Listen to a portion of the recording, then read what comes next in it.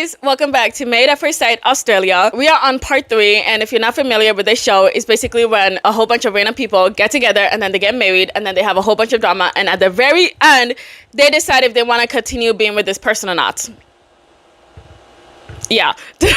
So we covered episodes 1 through 10 in part 1, episodes 11 through 20 in part 2, and today we're going to cover episodes 21 to 30 in part 3, which is this episode. So quick recap on part 2. We said goodbye to Julia and Grayson, and basically Julia was a secret lesbian, allegedly. Okay, allegedly, because I'm pretty sure a lot of these people have money and I did not want them to sue me. I'm scared. Grayson was madly in love. Grayson was really into Julia, but then, all she could do is word vomit any questions that he would have for her. And yeah, they basically did not work out. The next people to leave were Luke and Mel. Mel really did not like Luke because of his looks, even though Luke was fine. But she basically bullied Luke because of that. And the experts were like, hey, stop that. And she was like, oh shit, my bad. Everybody's looking at me like I'm the villain because you are. And so because of that, she started being nice until she was like, you know what? I'm not feeling it. So bye. And then they left. Steve and Rebecca also left. The reason why was because Steve really didn't like how straightforward Rebecca was, because all Rebecca wanted was some love, and I guess he didn't like that. A lot of y'all were saying that he just didn't like that Rebecca was, his age, and he wanted a much younger woman. And yeah, I could definitely see that now. But it's the fact that say that. Okay, I'm pretty sure the experts asked you, hey, what is like the age range that you'll be comfortable with? And I think for him to keep his integrity, he said, yeah, I definitely would date women my age, but I could go a bit younger. But they're like, no, we're gonna give you a woman around your age. And then he got it, and then he's like, damn it, how do I make this her fault so I can leave? And basically that's what he did. He put all the blame on her and just basically gaslighted her. He was rude to some of the experts, specifically expert Alexandria. A lot of them shit talk expert Alexandria. Now that I'm thinking about it, yeah, it seems like a lot of people have beef with expert Alexandria. Keep in mind, she's super sweet, she's super nice. I don't get why they treat her like shit. Like, not like shit, but it's like they respect her less than the other experts. Like, they be fighting with her, and then the other experts have to come in and shut it down. Other experts, it's usually expert Mel that comes in and shut it down. Yeah, now that I think about it, expert John just sits there. Why do you just sit there while Alexandria is being attacked? I don't know. That's interesting. That is interesting. But like, back to Steve and Rebecca, they left because of all that. So yeah. And last but not least, Brooke. Brooke and Chris were the last to leave. Brooke was a huge bully that found out that her goon was also a huge bully. But not only that, she found out that he's a fucking loser. And so she decided to leave and then come back, start some drama, and then leave again. Honestly, she left because she couldn't face the consequences of her actions, because when the experts called her out on her bullshit, she's like, I gotta go to the bathroom. And then she never came back. But I heard that every weekend she would go home and then she would go see her boyfriend. And I was like, boyfriend? Y'all could have boyfriends on this show? No, you can't have boyfriends on this show. Apparently that boyfriend was her ex, and I guess they got back together and she decided not to tell anybody. But over the weekend, she would always go and see him, and then she ended up getting knocked up by him. And yeah, now she's currently pregnant and they're still together, and she's the happiest she's ever been. But that also explains why she wasn't emotionally connecting with Chris, because the whole time she had a man back at home. So she wouldn't kiss Chris. She wouldn't really show him much affection. If anything, Chris would be the one kissing her, but only on the cheek. They never kissed on the lips. So I was like, oh, okay. Chris was an asshole, okay? He was a douche. He deserves a lot. But did he deserve that? I don't think so. I think that was a bit too much. But considering what he said about other people, especially women, I think that could be argued that maybe he did deserve that. So yeah. Anyways, those were the couples that left. Throughout the show, we have had some villains. On the men's side, it was, Chris the turd, and then Steve the bigger turd. But for the women, we have Gia, who I believe was supposed to be the natural villain for the show. The girl was just a mean ass bitch. Now, the real villains that came in were Brooke, obviously. Then we had Beck, who bullied all of the girls, everybody, including the men. Nobody was safe around Beck, okay? I believe it's mainly because of her insecurities and because her husband didn't want to bang her. So yeah. Becky's gonna continue to be a problem throughout this part as well, okay? Oh my gosh, we cannot catch a break from this woman. Also, she was highly obsessed with a girl named Alyssa. And then after Beck, we have Juliet. So Juliet is the new person that just came in, I think like maybe 3 or 4 episodes ago. And she's with Joel. And she takes people's opinions very seriously. And so when people thought that Joel was a bit weird, all of a sudden she started hating on him. And she bullied him in the previous part. I think that was the last episode. She bullied him during the dinner party. And that's where we left off on Juliet. She's a horrible person, and she'll continue to be a horrible person, just so you know. Okay, now we're all finally caught up. Isn't that a much better recap than my other recap in the previous part? I was like, I don't remember. That was horrible. Anyways, time to start. Episode 21. So after that dinner party that we saw in the last episode, it's time for the commitment ceremony. But before that, they talk about Rachel and Steven, who are now doing great because his family basically told him, hey, be intimate with Rachel. What are you doing? And so now he's more intimate with her after, you know, everybody forced him to be intimate with her. So yeah, they're doing great. But now time for the drama. Everybody's talking about how Juliet was so rude to Joel. For her to just disrespect him like that in front of a whole group, I think was out of order, to be honest. No, I agree. She was nasty. She was so nasty to him. Yeah, and like, he was never, ever, ever disrespectful last night. He didn't even say to her, you know, your braids at the front of your head are stupid. Like, he didn't say anything. But I think she's going to have a lot of regret, to be honest with you. Good. Everybody feels sorry for Joel and how their communication was just so freaking bad, and how Julia was just being so nasty to him, and he wasn't even being nasty back to her. He was actually being like quite respectful. And I don't think I would be respectful to somebody that just continued to say I'm a gaslighter, I'm giving them evil eyes, I'm a CUNT, because y'all, she just went off on him. But throughout all of that, he didn't say nothing bad about her. But then we see Joel, and he is going through it. No shocker there. But he said that he came here with an open mind and an open heart. But they did hit rock bottom, and he's not interested in seeing Juliet because whenever she looks at him, it's like she looks down on him and sees him as less than, and he really doesn't like that. But he said that he hopes that she can actually apologize to him, and good luck. Well, yeah, I'm not apologizing for last night. No way. What I saw of Joel at the dinner party, I was completely disgusted by. Ew. He just completely gaslit me in front of the whole entire group and then tried to create a smear campaign to paint me out to be crazy. And by the way, you're going to get crazy when you're giving me crazy, idiot. But Julia says that she thinks her anger was fair with what she was faced with. And like, what? What were you faced with? A nice and gentle man that was dealing with your bullshit? Are you serious right now? But she said that she hopes that the experts will give him what he deserves because he thinks that he's the star of the show, and he's not that. He's a loser, and he's poop, and okay, like, what the fuck was that? That sounded like elementary school disses, honestly. But then she goes further on to say that he was acting like a little boy that didn't have his teddy, which is quite mean to say because we all know that he has a teddy bear that, you know, he uses for comfort. So the girl is just mean. Anyways, we move on to Stephanie and Tyson, and she says that she doesn't really like his views and that he just wants a woman to be submissive and whatever. Honestly, I really can't feel bad for Stephanie because she said that she still wanted to work it out with this man, and like, why? He has shown you time and time again that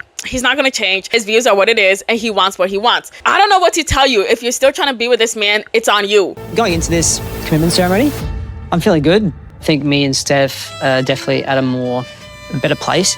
I'm looking forward to speaking to most of you, John. Alexandra's, she's a sexologist, so it's kind of irrelevant. Mel's Mel. But I'm all ears for John. Y'all, this guy is such a terrible person. Oh my freaking gosh. Anyways, time for the commitment ceremony. So the first people are Philip and Stella. So they have such little problems that the only problem is, oh my god, she's gonna say I love you first. Bye. Next is Joel and Juliet. And honestly, I did not expect them to be this early. Usually they save the train wrecks for last. Beck and Danny. But okay, yeah, we can have you guys second, I guess. But Julia said that they've been okay, but Joel is like, no, it's been bad. And then he tells them that she accused him of being fake and that she only just misheard him because he said that, oh, you didn't see the star in me. But instead she misheard that and said, oh, you think that I'm the star? And then he had to say, no, I'm not the star. And he basically had to explain to her what a fucking metaphor is. Yeah, it's on Juliet, if I remember the exact words I used. So you've misinterpreted my words and used them against me to publicly slander me. Can I speak? Thanks. So she said that he's painting her as a liar and that he doesn't even see her as a wife and he's just using her to get on the show. And I'm like, when the fuck did he even say all of that? You're just making up some bullshit right there and then. Like, you are too comfortable being a liar. But then he brings up how she was talking down to him all through last week, and that when they were trying to do the challenge together, she wouldn't even do any of the challenges. But instead, she looked at him and said, "Don't look at me with your devil eyes." And he's like, what? And she said that she isn't apologetic for saying that at all. But then he continues saying that she keeps putting him down and he hasn't said one bad thing against her. And this bitch has the audacity to tell him that he should apologize to her. For what, you may ask? For putting all the blame on her. And like, Juliet, are you serious? I think I should apologize after the dinner party last night. Yeah, 100%. I would hope that he takes accountability. I don't think Joel thinks he has done anything wrong. Like, I don't think he thinks he's hurt me in any way. I think he thinks he's the realest one here and the one that's the most evolved. And there's nothing he's ever done wrong in his life. Smear campaign against me at the end of the table with the guys. Y'all, if anybody was doing any smearing, it's her. But expert John asked her to give some examples, and she's like, what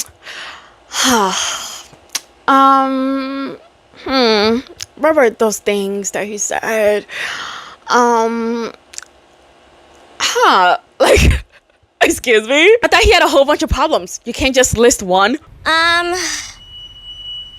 What was the things?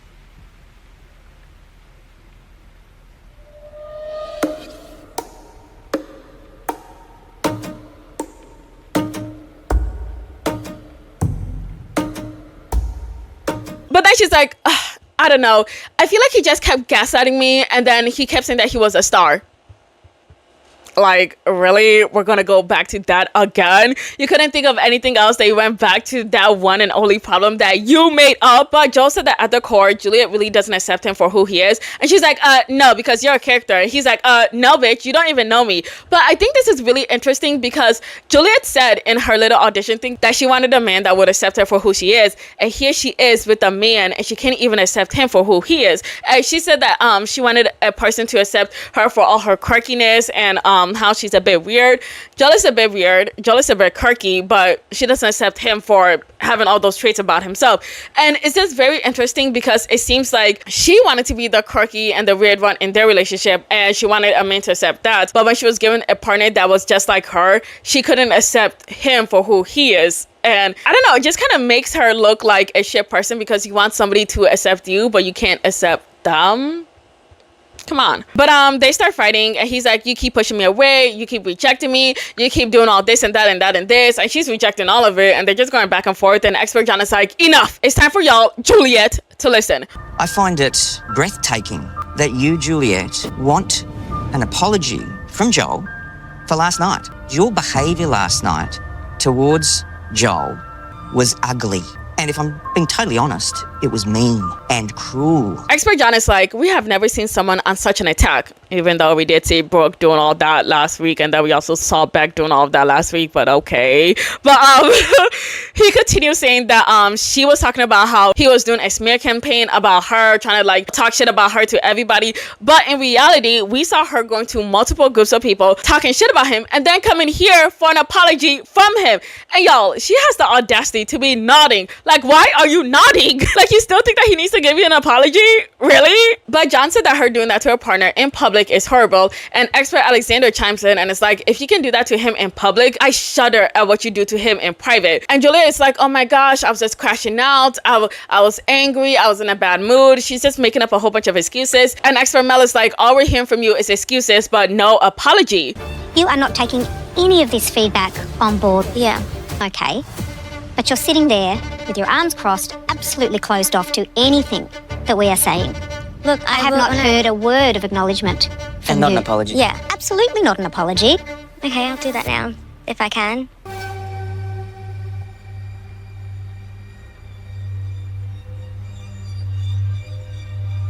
Y'all, this bitch is like, you guys, I'm so sorry for getting everybody involved in this fight. I'm not the type of person to drag people into my arguments. And everybody's like, what?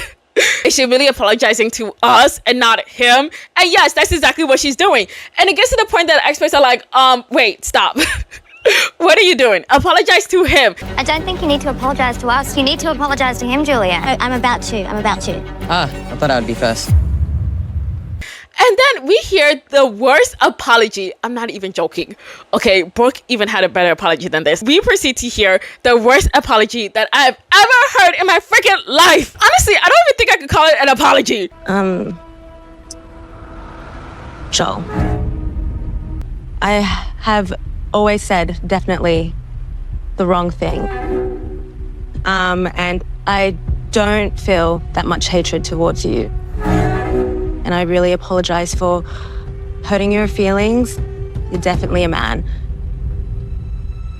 You're shaking your head. But Joel is like, yeah, I'm not accepting that because it's insincere. And I'm like, oh my gosh, good for you, Joel. He knows exactly what he deserves. Expert John then says that she talks in a really toxic way and she can't even apologize properly. And she's like, what? Yes, I can. I just did. Like, that's what you actually call an apology? Oh my gosh. But they all tell her that that wasn't really an apology, with expert Alexandria then saying that she even said that she doesn't hate him that much. Who says that? But as expert Alexandra continues to talk, Julia is just talking over her. And it goes back to what I was saying.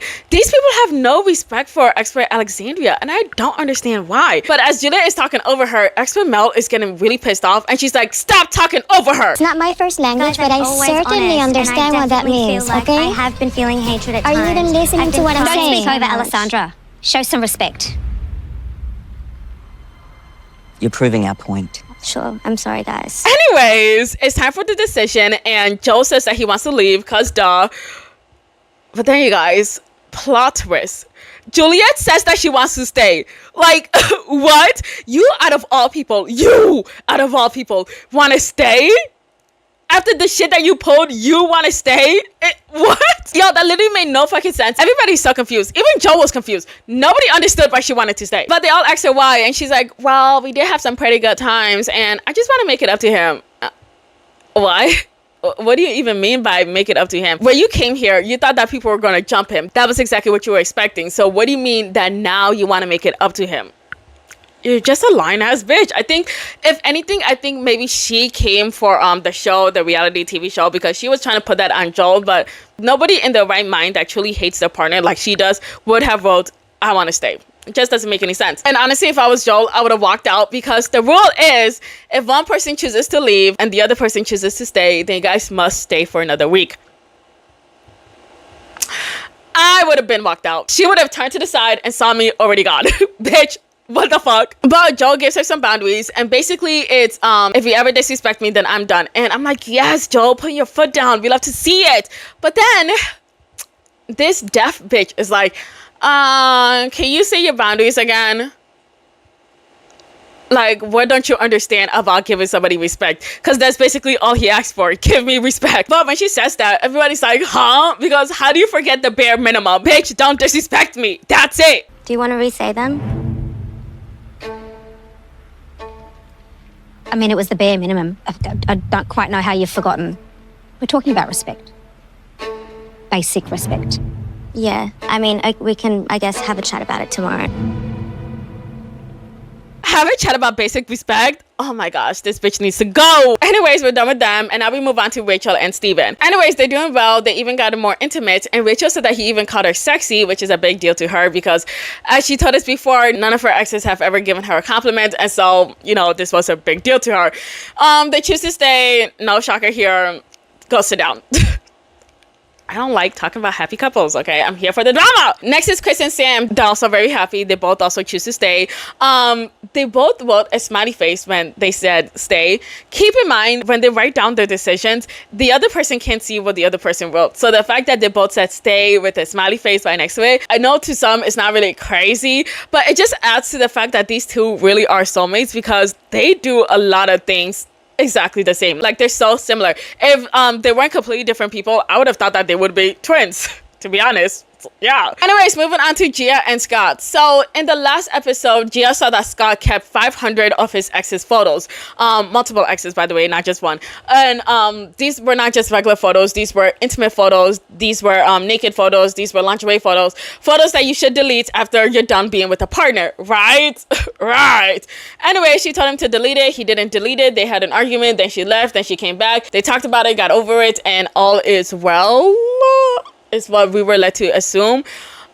not really, because Gia brings it up, but Scott is like, wait, we did move on from this, so it is what it is, let's move on. But the experts are like, no, I don't think you guys fully moved on from it. Well, Scott probably did, but Gia, I don't think you fully moved on from this. And Gia's like, yeah, you guys are right, I didn't move on from this. So she's talking about how she's upset because in the end, he really did decide, you know, before she had to leave, that he wanted to keep 500 pictures of his ex, which is crazy. Who keeps that many photos? Oh my gosh, weirdos, all of them. I think Scott's kind of grazing over it. Like, for me, it was very hard. He came to the realization too late for me, you know? I've let you into my whole world, my whole life, and you can't just delete some photos. I just, for me, it was like, I felt like shit. And I just started rethinking everything. I was prepared to leave the whole experiment.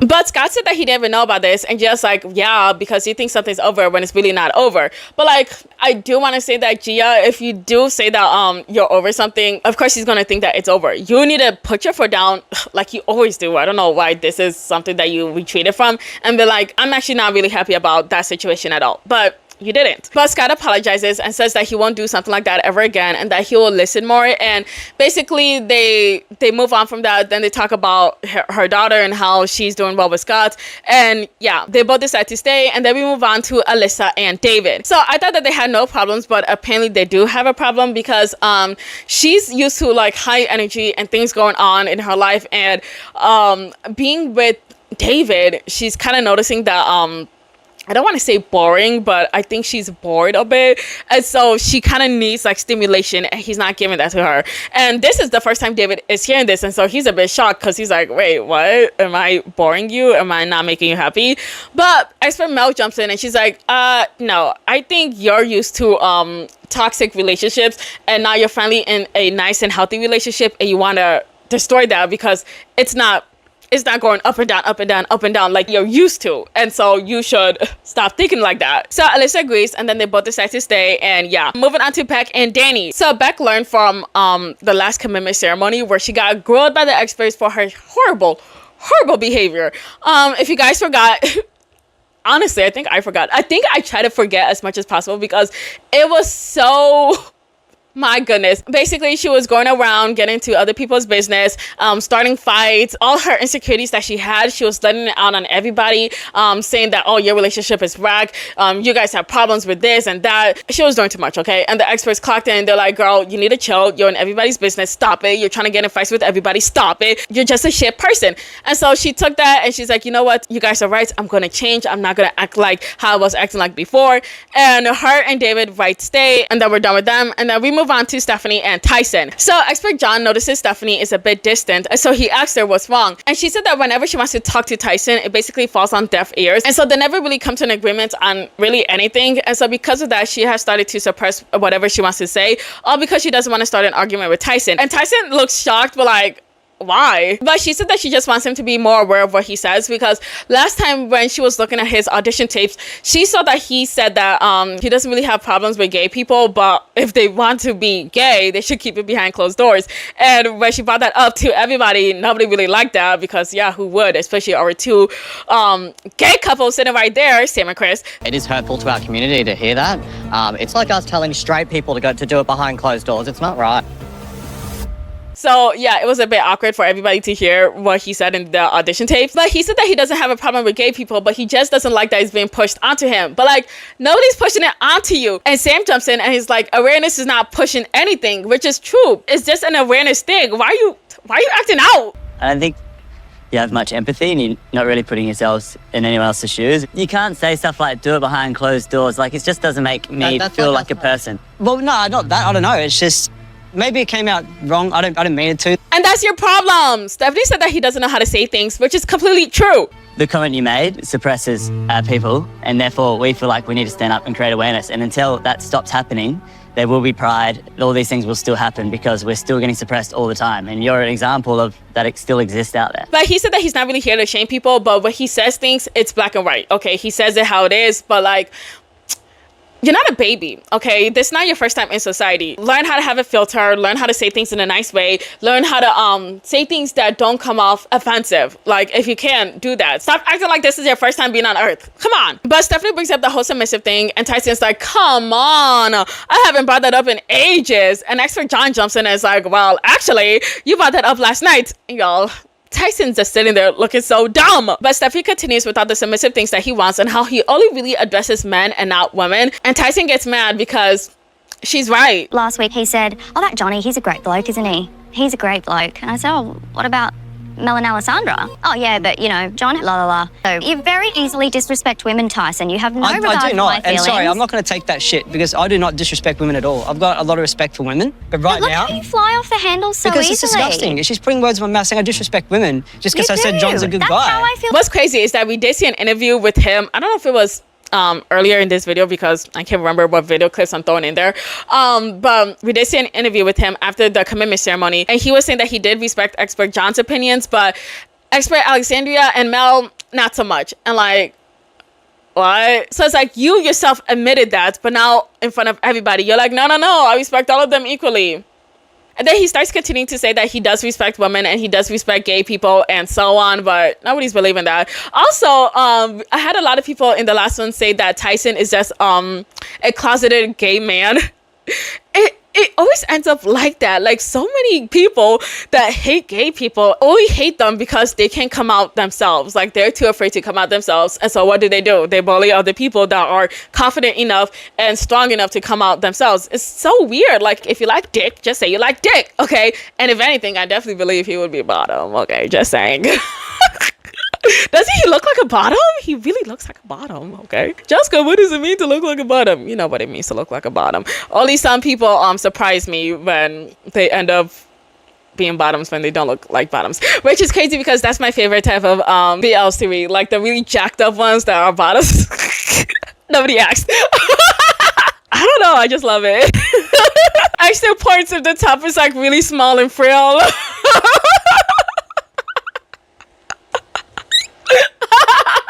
But Tyson said that he doesn't see a future with Stephanie, and after all of this, he's gonna go back to the Gold Coast because he's done with the experiment. There's nothing here between Steph and I. She's not a traditional wife in my eyes. She's a go-getter, which is great, but I don't like her attitude towards me. She's always acting snobby, and I just don't see a future there, John. This whole conversation just blew out of proportion, which it shouldn't have, but it did, and there's no fixing this, John, for me. Did y'all notice how he only addressed John and John only again? Like, this man is a joke. But expert John said that all Stephanie was really doing was bringing up problems in their relationship, and all she really did say was that he needs to work on his language, and that's it. But Stephanie brings up how they only argue only when she ever opens her mouth, and he's like, yes, wait, no. You know what? Actually, I'm gonna leave. And then he stands up to leave. Like, damn, bro, for real? You really can't handle criticism? Just don't want to be here, guys. I'm finished, okay? Tyson, don't do it. Look, you're a beautiful bunch of people. I think Steph's a beautiful girl as well. It's just, I'm finished, okay?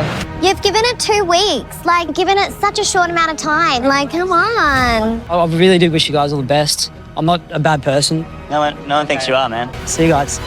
And let's hope that he and Brooke can find each other. Oh, wait, no. Brooke is happily engaged. I think she's engaged and pregnant. So let's hope he and... Who else left? Oh, yeah, let's give him Mel. Yeah, let's give him Mel because Mel was saying that, I want to be a pink and I want my man to be blue and I want my man to have blue eyes and blonde hair. I want to be very feminine while he is very dominant. Like, it makes sense, right, for Mel and Tyson to be together. No, that would have been so funny to see them try to work it out and for Mel to actually see what a shitty person that does have what she's attracted to could actually be like, because she left a great guy just because she wasn't attracted to him, but could she end up being with a shitty guy that she might be attracted to? I don't know, but that would have been hilarious if they paired them up together. But Stephanie starts crying and she even throws her ring, and I don't know why she's crying. That would be tears of happiness for me. I've just shared how I felt, and as soon as I opened my mouth, now he's gone. He's just a child. Just so disappointed. You deserve your happily ever after, babe. You'll get it. Better than that's going to be lining up for you, girl. Honestly, I have no idea why she's disappointed because, girl, you just dodged a huge, massive bullet. Imagine dealing with that for like not for the rest of your life, because I know at some point she would call it quits, but imagine wasting 10 years, 20 years, 30 years on a man like that. Like, come on, be happy. Those should be happy tears. You dodged a giant bullet. Anyways, episode 22.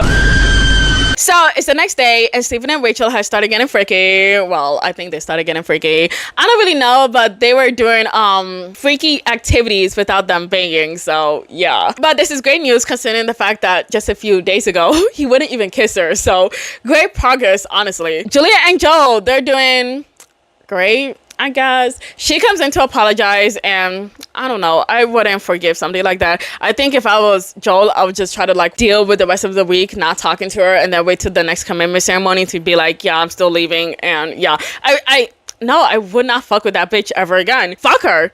Really sorry. I guess I didn't realize how much you were hurting. When I say words like that, it's when I'm really, really hurting, and I guess I use it as a way of releasing my pain, not recognizing who's on the other side of that release. And I'm really sorry for my actions. She came and apologized, and it was heartfelt. Anyways, Joel forgives her, which is crazy. After all the hell that she put you through? Really? Whatever. Ugh. Anyways, David and Alyssa get in a fight because of what she said yesterday in the commitment ceremony, because she said that she wanted more stimulation. And so he's like, am I not good enough? And she's like, no. It's just that I need some noise in my life. I need my family and friends around me and so on. But he brings up that people might think that she's bored of him. And she's like, no, this is not a you issue. This is a me issue. And you shouldn't really drag yourself into it. But like, I get what he means, but the way she speaks to him about it, I feel like it was kind of rude, especially because you just brought that up. You guys didn't talk about it earlier. So he was like thrown off guard. He was like, wait, what? So I think that she could have said it a bit nicer, because yeah, the guy thought you guys were good, and now all of a sudden you said that you're not getting enough stimulation from him. Of course, anybody would think that they're boring you. My frequencies vibrate higher than yours, whereas you're more chill. Yeah. You know, you're the opposite. What do you of me. mean by your frequencies? Like I'm a more louder, outgoing, sort of busy sort of person. I feel like frequency again is a wrong with stimulation. That's something that I'm funny with. Frequency. I feel like you're in a foul mood today. I feel like you are in a foul mood today, babe. You were taking everything so personally. I think the argument started to get a bit weird. She's doing too much, but also I feel like he's just not getting it. But also her saying that you're in a foul mood, I don't think he's in a foul mood. I feel like he just came to you for a conversation because of what you said the other day. Like, what the fuck? But to David, bro, it's not about you. She just needs to let her energy out or whatever. So wherever she needs to go find it, whether to go at a spa or something, I don't freaking know. Let her figure it out. If I was him, I would just chill, because if she says that has nothing to do with me, it has nothing to do with me. But she only realized it has nothing to do with him after the expert said something. But if they didn't say that, she would have probably thought it was a him problem, when in reality it was a her problem. But now they're finally on the same page, and now other couples are preparing for a relationship retreat. It's basically when they leave for 2 days to go out together to a vacation house, I think. Yeah. Yeah, no grenades being dropped by me. You sure you're not going to drop any? No. It's been a week. You must be getting Daniel. Getting the itch. Daniel. No one thinks you're funny. There's drama. Watch me sink back into the, like, Homer Simpson into the bush. Like, I don't want to be involved in any of it. Beck said that she won't start any drama, and remember that. Please. Anyways, Philip finally tells Stella that he loves her, and she's extremely happy. So yeah, good for them. Then all the couples go to the retreat, and shocking turn of events, we see Joel and Juliet kiss, and I'm like, what? Like, has it even been a day? Why are you kissing this wench? Honestly, I would have never put my lips on her lips ever again, but okay. Interesting. Very interesting. Why would you do that, Joel? Why would you do that? Joel and Juliet, wow, they've come leaps and bounds. I did not expect to see that. What is going on there? Are we good at the moment? At the moment, hopefully forever. What you're seeing is genuine. Yeah, wow. Honeymoon version 2. I already feel like we're very vibey with each other. One or both of them are faking, because how do you fix that so quickly? And don't get me wrong, I know that couples can fix a relationship, but like, if it's something that big, I would expect it after a couple of days, maybe like a week or even 2 weeks. But to fix it the very next day, I don't know, especially after everything that was said. I don't think so. oh, y'all, I'd be holding a grudge for the rest of my life. I don't know how Joel is able to let this slide. More power to you, Queen. But like, I don't know how you've turned around from that dinner party to now. But hey, this could be the beginning of a beautiful love story. Perplexed, but could be the beginning of a beautiful love story. It's puzzling to me how you go from really hating your husband at a dinner party to completely flipping that round. However, if it's genuine, more power to you. We're all here for love, so might have been the kick up the butt she needed. But everybody's having a great time. They're all talking to each other, bonding. Rachel then decides to share the news that her and Steven intimacy has increased last night. And everybody's cheering out and saying, yay, oh my gosh, congratulations, you guys. Beck. Here's where the drama for the next 2 episodes, maybe even next 2 episodes and a half start. My goodness. Just you wait. So Becky's talking to Steven, and I think somebody else there, but she's talking to Steven. And she's like, I'm just so excited that you guys beep. I don't know what she said, okay? But apparently it was pretty vulgar because Steven, he can't even believe that she said that. And he's looking at us and he's like, I can't believe she said something so vulgar. And I'm just like, what did she say? We'll get to it. I think Beck was looking for more details, but Sam is like, we don't need to know all the details. And if you look at Steven, he's looking at her crazy. Like, bitch, did you really just say that? Yes, she did. Yeah, that's just the classic. Beck has a very, like, I guess, like, crude sense of humour. To be honest, like, I'd be a bit like, oh, you know, like a little bit frustrated. Sounds like, I don't want to hear about this. I don't want to hear about heterosexual sex. It made me feel, I guess, a little bit awkward. I mean, I'm not very, you know, open about my, you know, sex life. I just feel like that's why you gotta be careful with what you say and who you say it to, because not everybody is gonna be comfortable with what you say. Especially because Steven and Rachel do not look like the type of people to be comfortable with such things. But y'all, it gets worse. Beck is like, ladies and gentlemen, Rachel, everybody, can you guys come here? I want to make a toast. We have had I love yous, and she points to Philip and Stella. We have had people that we didn't think could come back from the brinks of hell, and she points to Joel and Juliet. And then she's like, we have had finger banging. Hey, y'all. Rachel looks so pissed. And keep in mind what Beck said was censored. She was like, and we have had beep. And so I assumed that she said fucking, and so she said, oh, we have had fucking, like they were fucking, right? But no, she said finger banging. And I'm like, okay, who told you that? Because I'm pretty sure Rachel and Steven did not say that they were finger banging. I'm pretty sure they just said that they got it more intimate. So why would you say they finger banged, right? Right. Then it got me thinking, is that what she told Steven earlier? Oh, I'm just really excited that you guys finger banged. Like, why would you say that? Like, why would you say that? But back to the topic, Rachel looks pissed. Anyway, guys, I just wanted to say that I think that this has been a great night of retreat. Night 1. Jesus. Okay. Not okay. I think we need to cheers to new friendships and getting to know each other. Drink up, let's go to bed because tomorrow's a big day! I feel like, Rachel, girl, you need to beat that girl's ass. And I'm so freaking serious. Beat her ass. But Rachel said that she didn't think that that was funny, and she turned something that was supposed to be a nice, intimate moment into a joke. Stella said that it was unnecessary of Beck. And then when we look at everybody else, it gets like really quiet and awkward. And I'm just like, Isha. I feel bad for Beck because I don't think she really meant any harm by it. But also, why would you say that? I feel like that wasn't meant to be said. If anything, why didn't you say it in a nice way instead of you said it like that? Because to Stella and Philip, she was like, we have had some I love yous. She didn't make that into like a vile joke, but when she got to them, she made it into something that turned out nasty, basically. But even though I do want to feel bad for her, I don't, because it's Beck. Fuck Beck. But Sam is like, Beck, I think you should apologize, which is crazy because why does somebody else need to tell you to apologize? Read the room. Clearly, you should have realized that you made a mistake and that you should apologize. Oh, Rach, I'm so sorry. I apologize. Don't worry about it. No, it's fine. Oh, it was meant to be a bit of fun. Well, it's not funny. Like, I shared with you guys openly that we took intimacy to a new level, which is really important to Steven and I, and you just made a joke of it. No, I didn't make a joke of it. Well, you did. Okay. And everyone laughed. It's not a joke, darling. We all celebrate you and your wins, and we've been here through this, and I have been here through this. You're very, very quick to turn.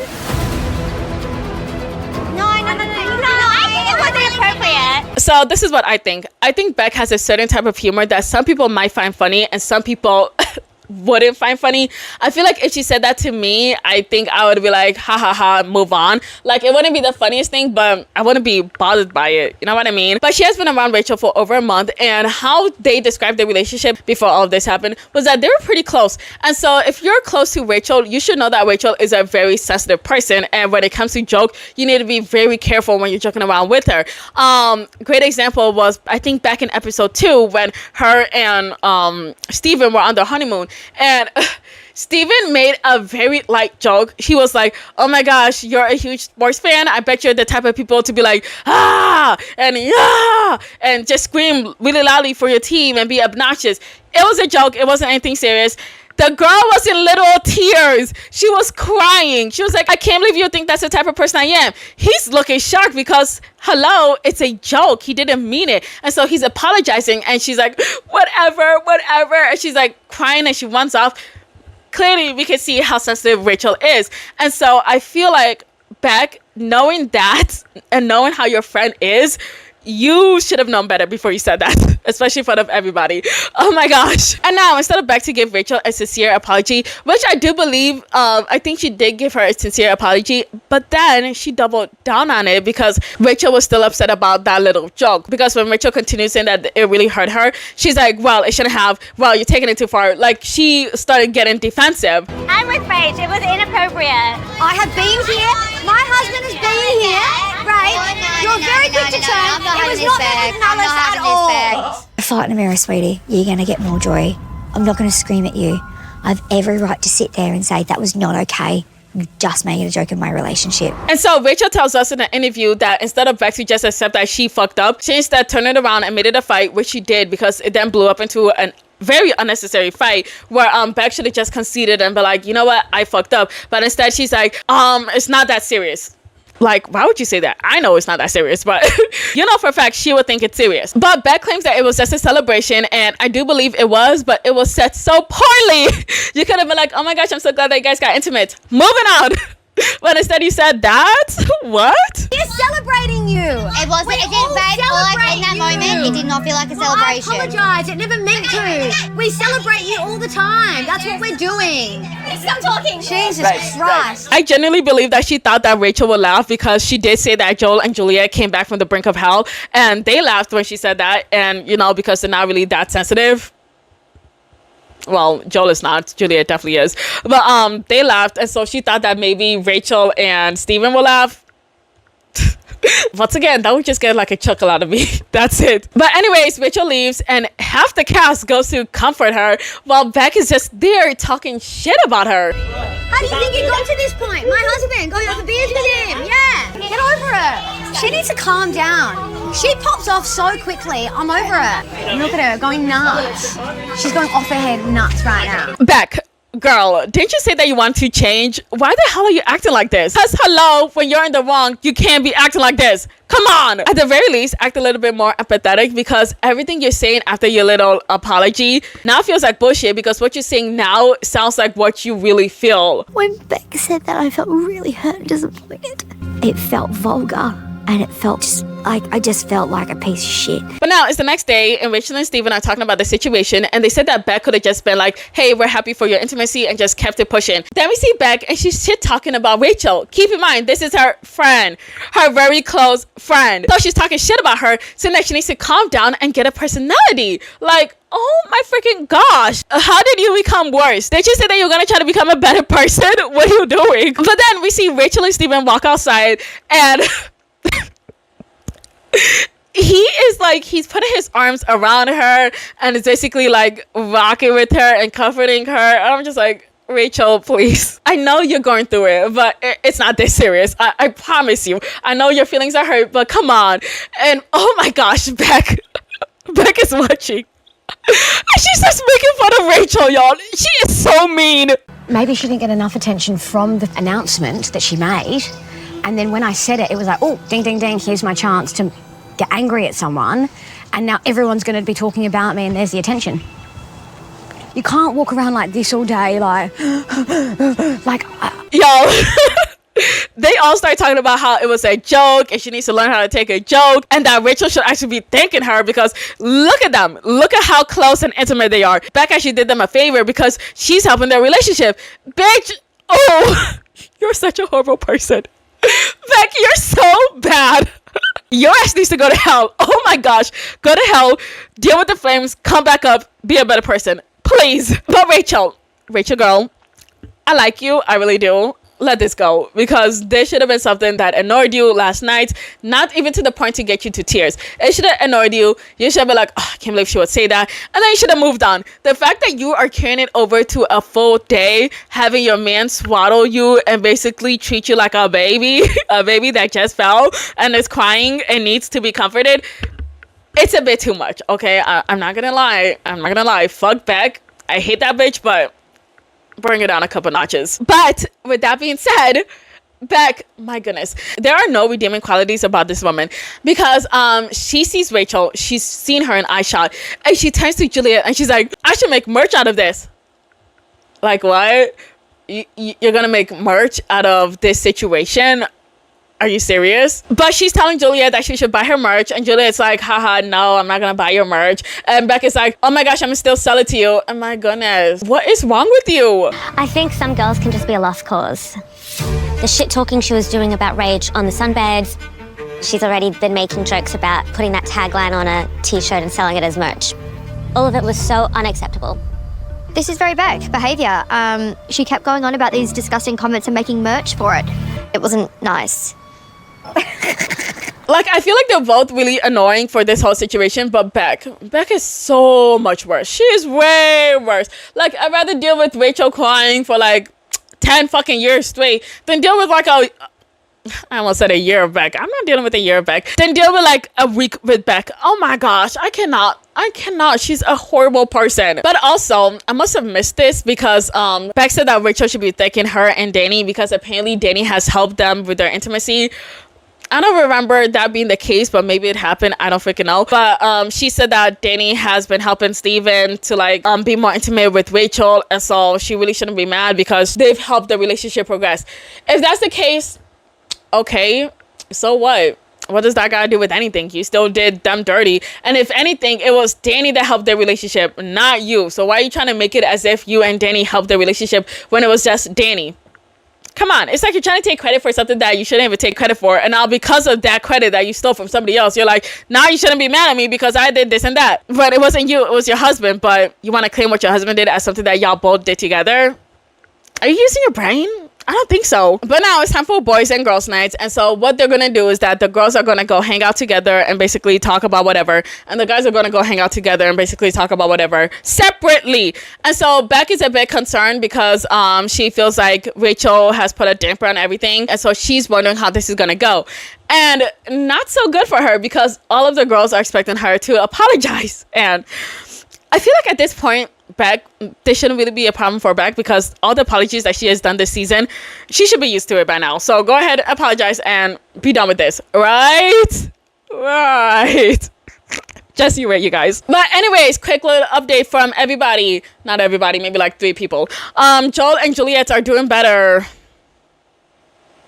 How did this happen? I have no idea, but whatever. Stella tells us that she's so in love with Philip, but she's afraid that he's gonna abandon her, but this is like due to like past traumas, and so because of that she doesn't know what to do, but for now she's just gonna keep it all to herself. But Rachel tells everybody that last night's incident has brought her and Steven closer, and Beck, typical Beck fashion, she's making faces again. In the last episode or the first episode, I think both episodes, I'm talking about videos here, both videos, part 1 and part 2, I talked a lot about how Beck doesn't really know how to control her faces really say what she really means on the inside, and is doing it once again. Her face has betrayed her and she cannot control it because she's showing like clear irritation. I'm just like, girl, chill. She's been hysterical, been the same way all day today, and it's like, what are you on about? Ugh. That last night has brought you guys closer together. That's really lovely. That's definitely the silver lining of it. Yeah. While last night should not have happened at all. Give it a rest, relax, man. Get a personality. She's hard work. Rachel's hard work to be friends with. You're like, aren't you happy I even mentioned you in my speech? Beck ain't shit. But But she said that she's gonna go and apologize to Rachel, and then Rachel's gonna be like, rah, rah, rah, and she's gonna be like, no worries, and then they're gonna hug, and then they're gonna move on, and y'all, I fucking hate this bitch, but I can't lie. That whole clip right there was one of the funniest things that she said. But she's such a shitty person. Because why would you say that? I'm going to apologise. She's going to go, rah, rah, rah, rah, rah, and I'm going to go, no worries, hug her out and be done. Like, I'm over it. Yeah, I wish I cared more, to be honest with you. But now we see Steven and the boys, and Steven brought up the situation, and then he's like, okay, but like, did you think that Rachel blew it out of proportion? And Steven's like, no. But then he's like, oh, but like, did you think it was funny though? And Steven's like, no, I did not think it was funny. And it's clear to see that Danny's trying to like make light of what happened and basically put the blame on Rachel and be like, she took it too seriously when it wasn't something to be taken seriously. But Steven is not doubling down. He's like, no, what Beck said was wrong. You hurt my wife's feelings, and it is what it is. And yeah, he's not conceding to the fact that Danny's trying to make this big issue for them something small. But Danny's trying really hard to try to say that this is all an overreaction, and none of the guys like this. But back to Beck. So Beck asked Rachel to tell her how she really feels, and Rachel said that she felt humiliated last night because Beck made a punchline that she really didn't like, and then when she told her that she didn't like it, Beck made it into a fight, and you know, she didn't like that at all. But Beck said that she didn't mean for it to be rude, and it was just the wrong wording, and yeah, she apologizes for using the wrong words. It was not meant to be mean towards you, and it was the wrong wording, and I apologise to you for the wrong wording that was used. I did not think that it would be as big of a deal as it was. I never would have said it. It's a big deal, though. It's not happening to you, Beck. It's happened to me. I understand. I never would have said it. It's a banter situation, and I do apologise. It was disrespectful. It was disgusting, and it was a joke. Okay, so I think that the joke should be left out because I hope that they're on the same page that the joke wasn't really funny. And what should be the main part of the discussion here was Beck's reaction afterwards when Rachel said that she didn't appreciate the joke, because I believe that's the real problem here. She was just way too defensive over something that she shouldn't have said, and then she proved time and time again that she didn't really mean her apology because she kept making fun of Rachel behind her back. I'm like, girl, that definitely needs to be addressed, because you're showing that you really don't give a fuck about her feelings, and you're just gonna say whatever you can to make the person happy, but you yourself, you're not truly changing, and you never mean what you say when you're trying to apologize to these other people. You know that I support you and Steven. Do I? You think it's intended with malice, and it wasn't. I have said repeatedly, the joke was not intended with malice. Never. But when I told you hurt my feelings, you turned on me instantly and wanted to fight. Every 2 seconds you're angry at me. But then y'all, Gia steps in and she's like, when are you gonna take accountability for everything that you say? And I'm just like, oh, that's interesting coming from you, Gia, the girl that likes to start drama, then apologize, and start drama, then apologize, then bully people, then apologize, then bully more people, then apologize again and again and again. Like, why are you talking? Out of everybody here, you? Really? You would be the one to say that? It's a pattern now. It's like, how many times are you going to do the wrong thing and say sorry? Sure. Eesh. If you support the relationship, why are you going around at the pool with Juliet and I saying you want to get merch? It was a joke. No, but you carried the joke onto the next day. That was bad. That part was fine. You can't be sorry, but then carry it on the next day and like keep going. Honestly, if I was Beck, I would dig a hole and bury myself right there and then, because oh my gosh. Gia mentioned that Beck really wasn't sorry, but Beck said that she didn't know that Rachel was gonna be this upset. But girl, you saw her out there acting like it was a damn movie. She was getting comforted by her man. Like, you knew she was upset. You told everybody like, damn, she's actually really upset. And then you proceeded to still make fun of her. Like, what are you talking about? She is just a liar. All she does is lie. But Rachel wants them to stop talking about it. But girl, honestly, I would have brought this up to Beck one-on-one instead of moping around all freaking day and then deciding to bring it up now in front of everybody. But that's just me. Like, you know what I mean? Like, if you really don't want everybody to continue to talk about this, why don't you end this conversation in private, but instead you bring it up in public, and then now you want to end it like, okay guys, stop talking about it. You were the one to bring it up. But for some freaking reason, we all know the reason, the editors bring up montage of Beck apologizing throughout the whole season, actually half of the season. Because she's gonna do a whole lot more apologies afterwards, trust me. And the editors are so freaking messy. I apologized to Alyssa and I apologized to Joel. Yeah, but aren't you sick of apologizing, babe? Alyssa, I need to apologise to you. The way I spoke to you last night, I need to take accountability for how cruel I was. I came in really angry last week. I do apologise.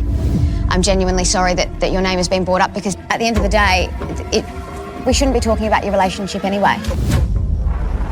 But Rachel said that she doesn't want to be another victim of her apologies, and so when is she actually going to change? And Becca's like, all right then. I'm gonna head out. And the girl leaves. Like, why is everybody pulling a Brooke? Why can't you guys just all stand on business, take accountability, and then you can go? Come on. But she walks out and she goes all the way to Danny, who's hanging out with the boys. And it's funny because Danny was talking about Beck, you know, Beck and the Rachel situation. So he's like, yo, Beck, and Beck. He sees Beck coming from the back and he's like, oh my gosh, great, I was just talking about you. And Beck is like, haha, come with me. And so she grabs Danny, takes him back to the house, tells Danny everything. Danny's like, what the fuck? She's really mad. It was just a passing comment. A passing comment? No, that was not a passing comment. That was a joke talking about, I'm so glad y'all finally finger banged. How is that a passing comment? But he said that he feels like other girls are ganging up on Beck, and yeah, they for sure are. But like, with all the shit that she's been putting people through, I feel like she deserves this. Honestly, I feel like she deserves a lot more, but this is nothing compared to what she's been doing to everybody else. So yeah, I don't care. But then they decided that they need to talk with Steven and Rachel so they can finally end all this. And then they go and grab Steven, and then they go to grab Rachel, and Rachel's like, oh my gosh, y'all are really taking me out of my girls' night to talk about this. I guess I'm gonna get up and go. I'm just like, yeah, you better get up and go, because clearly this has been bothering you. If you can bring it up here with all the other girls, why can't you go with them so you guys can finally end all this? You know what I mean? I feel like she acted like she was being inconvenienced when this is clearly something that's been bothering her. So if you really want to fix this, then let's go to fix this. Right? Well, I don't think that this is actually really fair. Like, anyway. Hold on a minute, sweetheart. We're coming to get you out of respect because we don't want to talk without you being there. We want to speak all four of us. We don't want to speak three of us. So cut out the comments. There's no need for the bullshit comments. But that's fine. Thank you all. Have a lovely evening. Yeah. It's a resolution. Hey. No, well, anyway. Y'all, the girl was saying bye like she wasn't about to see these people the very next day. She's like, oh my gosh. Hug bye. You're gonna see these people the very next morning. What are we doing here? But they all sit down to talk, and nobody's talking. It's like awkward silence, and I'm just like, who's gonna be the first to speak? Well, it's Danny after like what, 10 fucking minutes. But instead of Danny talking about the situation, he's really upset with how Rachel acted when they came to like pull her. And he was like, we called you out to pull you, and you were like talking like you were being inconvenienced and that this was like out of your way. And Steven tries to cut in to like, you know, back his wife, but Danny completely ignores him. Like, he literally continues speaking like Steven didn't have anything to say. And I was just like, that is so disrespectful. Like, what are y'all doing? But Beck said that she didn't like how Rachel made everybody attack her, which is wanting for her to say, because I remember she had people backing her up and she'd be attacking people. People that back her up are really just Gia and Brooke. That's it. Everybody else was pretty much same for the most part, except, you know, Juliet. But yeah, it's like, girl, you've also attacked people with a group of people, so let's calm down here. But Danny said that he didn't like how Rachel made a mountain out of a molehill, and Rachel's like, no. But before she can fully speak, Beck starts cutting her off, and she's talking over Rachel, and it's like, throughout the whole entire argument, Danny and Beck just keep talking over Rachel and Steven. I'm just like, is this supposed to be a conversation, a discussion, or are you guys just trying to like say, you guys are wrong, you guys did us dirty, I can't believe you guys took this seriously. It's like, I thought you guys were supposed to discuss and talk, not attack, but you guys are just attacking these people and just saying that they're in the wrong for everything, which is not okay. But finally, Rachel has some space in there to like throw in that she heard from other people that Beck has been talking shit about her, and they're like, who told you that? And she said that it was Gia and Juliet. And Danny and Beck said that they're lying. And you know what, if we went back like 10-15 minutes ago, I would say that yeah, they're lying, but in this case they're actually telling the truth, which is crazy because these two are like dead ass liars. They are villains. I wouldn't trust shit that these people had to say, but yeah, for once, they're actually telling the truth, because Beck was definitely talking shit about Rachel. I spoke to him this afternoon. Why are you talking to my husband off camera? Did I know that you two had a conversation this afternoon? No. You didn't tell me. Did you speak to Beck this afternoon? Did you guys speak this afternoon and patch all this up? We didn't patch it up. I just said to her what I felt the comment was disrespectful and everything. Exactly everything I said just then, I repeated. The conversation lasted 60 seconds. It doesn't matter. Oh my gosh. Y'all, it just keeps on getting worse. But like, Steven, if you and Beck had a conversation, you should have definitely mentioned that to Rachel. I don't know why he didn't tell Rachel, hey, by the way, me and Beck spoke. Like, why wouldn't you tell her that? But Rachel, I feel like she's overly reacting to this. I always feel like she always has the right to be mad, but she always takes it too far with her anger. Like, why are you that upset? Like, be upset, but to be that upset, it is a bit strange. I'm actually feeling a little bit betrayed a bit here, babe. No. I'm going to stop this conversation right now. I do feel let down by Stephen tonight. I feel really let down. But Steven said that he honestly forgot that he even had a conversation with Beck. But Rachel, she isn't buying it. She said that she feels let down by Steven and that he didn't have her back and that he basically betrayed her. And then she gets up and she walks out. Yeah. Just like you needed to leave girls' night, I now need to leave this. I feel quite hurt and disappointed. You know, we keep talking how we're united, we've got each other's back. You didn't have my back, babe. You didn't. And so now I'm kind of like, what else are you saying about me behind my back? Honestly, I don't think he really even tried to hurt her. I think it was just a thing that just happened and it just slipped his mind. I wouldn't have reacted like this, but okay, whatever. Episode 23. So Rachel goes to bed and Beck and Danny go back to the group and they're like, where's Rachel? And she's like, she felt attacked by Steven. And I'm like, what? That's not what happened. You know exactly what happened, but okay. But Beck continues and she's like, yeah, me and Steven had a one-on-one conversation and Rachel didn't like that and she felt betrayed. And so she decided to go off and go to sleep. And everybody's like, oh my gosh, I hope they're okay. I hope they don't break up. But I think they'll be fine. I hope. But Gia thinks that Beck is the problem and she thinks that Beck is lying and she straight up tells her. So that was He true. admitted No, to that. why would I lie? Why would He I lie? admitted to that. That's why she thinks betrayal. Why would you have? Because you have. Be careful who we call a liar. What? No. Don't talk to my wife like that, yeah? Who was I speaking to? Who was I speaking to? You looked at me. Danny, come on. Scott thinks that Beck and Danny are trying to manipulate the whole situation and they don't really trust them. But that's where the night ends and now it's the very next day. Many update for Joel and Juliet. So they're doing great, surprisingly. Apparently they haven't been fighting for the past 5 days, which got me confused on the timeline because I thought the commitment ceremony was like 2 days ago. And then you guys went on this trip the very next day and now it's a brand new day. But okay. Whatever. But I just find it really interesting how quick they switched to be better. Like, I don't know. I couldn't do it, but to each their own, I guess. But everybody's outside and they're all hanging out and chilling and they're having a great day and they're making breakfast. And then it pans inside the house and we see Beck and Danny by themselves cooking, making breakfast by themselves. I'm just like, oh my gosh, you guys are not making breakfast with everybody else outside? No. Beck said that she feels isolated because of the whole fight that happened earlier with her and Rachel, and she didn't expect any of this. I made a comment with no malice and it's just turned into this massive thing that I never wanted to happen. Last night, I knew that I was going to walk into the lion's den. I didn't expect for it to be like everyone against me. You know, I feel a little bit let down. I did the wrong thing. I understand that, but I feel like I've apologized a lot. Now, do I think Beck is wrong? Yes, absolutely. But I also feel like this has been blown way out of proportion. But I just really can't feel bad for her because she was talking all that shit about Rachel right afterwards. So it's like, did you really mean your apology or not? And the answer is no, because look at everything you've done afterwards. And then instead of holding yourself accountable, you just give some half-ass apologies and then you start putting the blame back on Rachel and Steven. So it's just like, you kind of deserve this. Like, I really can't feel bad for Beck because she really is a shit person. Like, you just are, Beck. Sorry, not sorry, but sorry, not sorry. But Steven and Rachel, they're not even at the house. They're not even outside. They're not anywhere near the group. Steven decides to take Rachel on a nice date far away from everybody, so you know she can clear her head and then he can talk to her, and then it works because they're able to come to a resolution. He's like, I'm sorry, I should have told you, my bad. She's like, yes, I may have overreacted. I think she said that. I doubt she said that though. Maybe I want her to say that because she did kind of overreact, but whatever. They're finally in a better headspace now, and yeah, they're doing good. And fortunately for us, she said that she's willing to put all of this behind her, and thank God. But also that's not the truth because it's still gonna drag on again. Oh my gosh. Quick little update, Stella and Philip. We always get a quick little update from them because their relationship is so lovey-dovey. I don't want to talk about it for hours on end. They're doing great as usual, but she's still struggling with saying that she loves him, and yeah, that's it. Such a non-issue.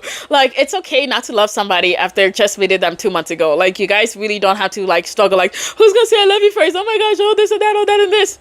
It's okay. Calm down, you guys. Jeez. It's not like you guys are married. You get it because they are married. Whatever. I didn't need to explain that.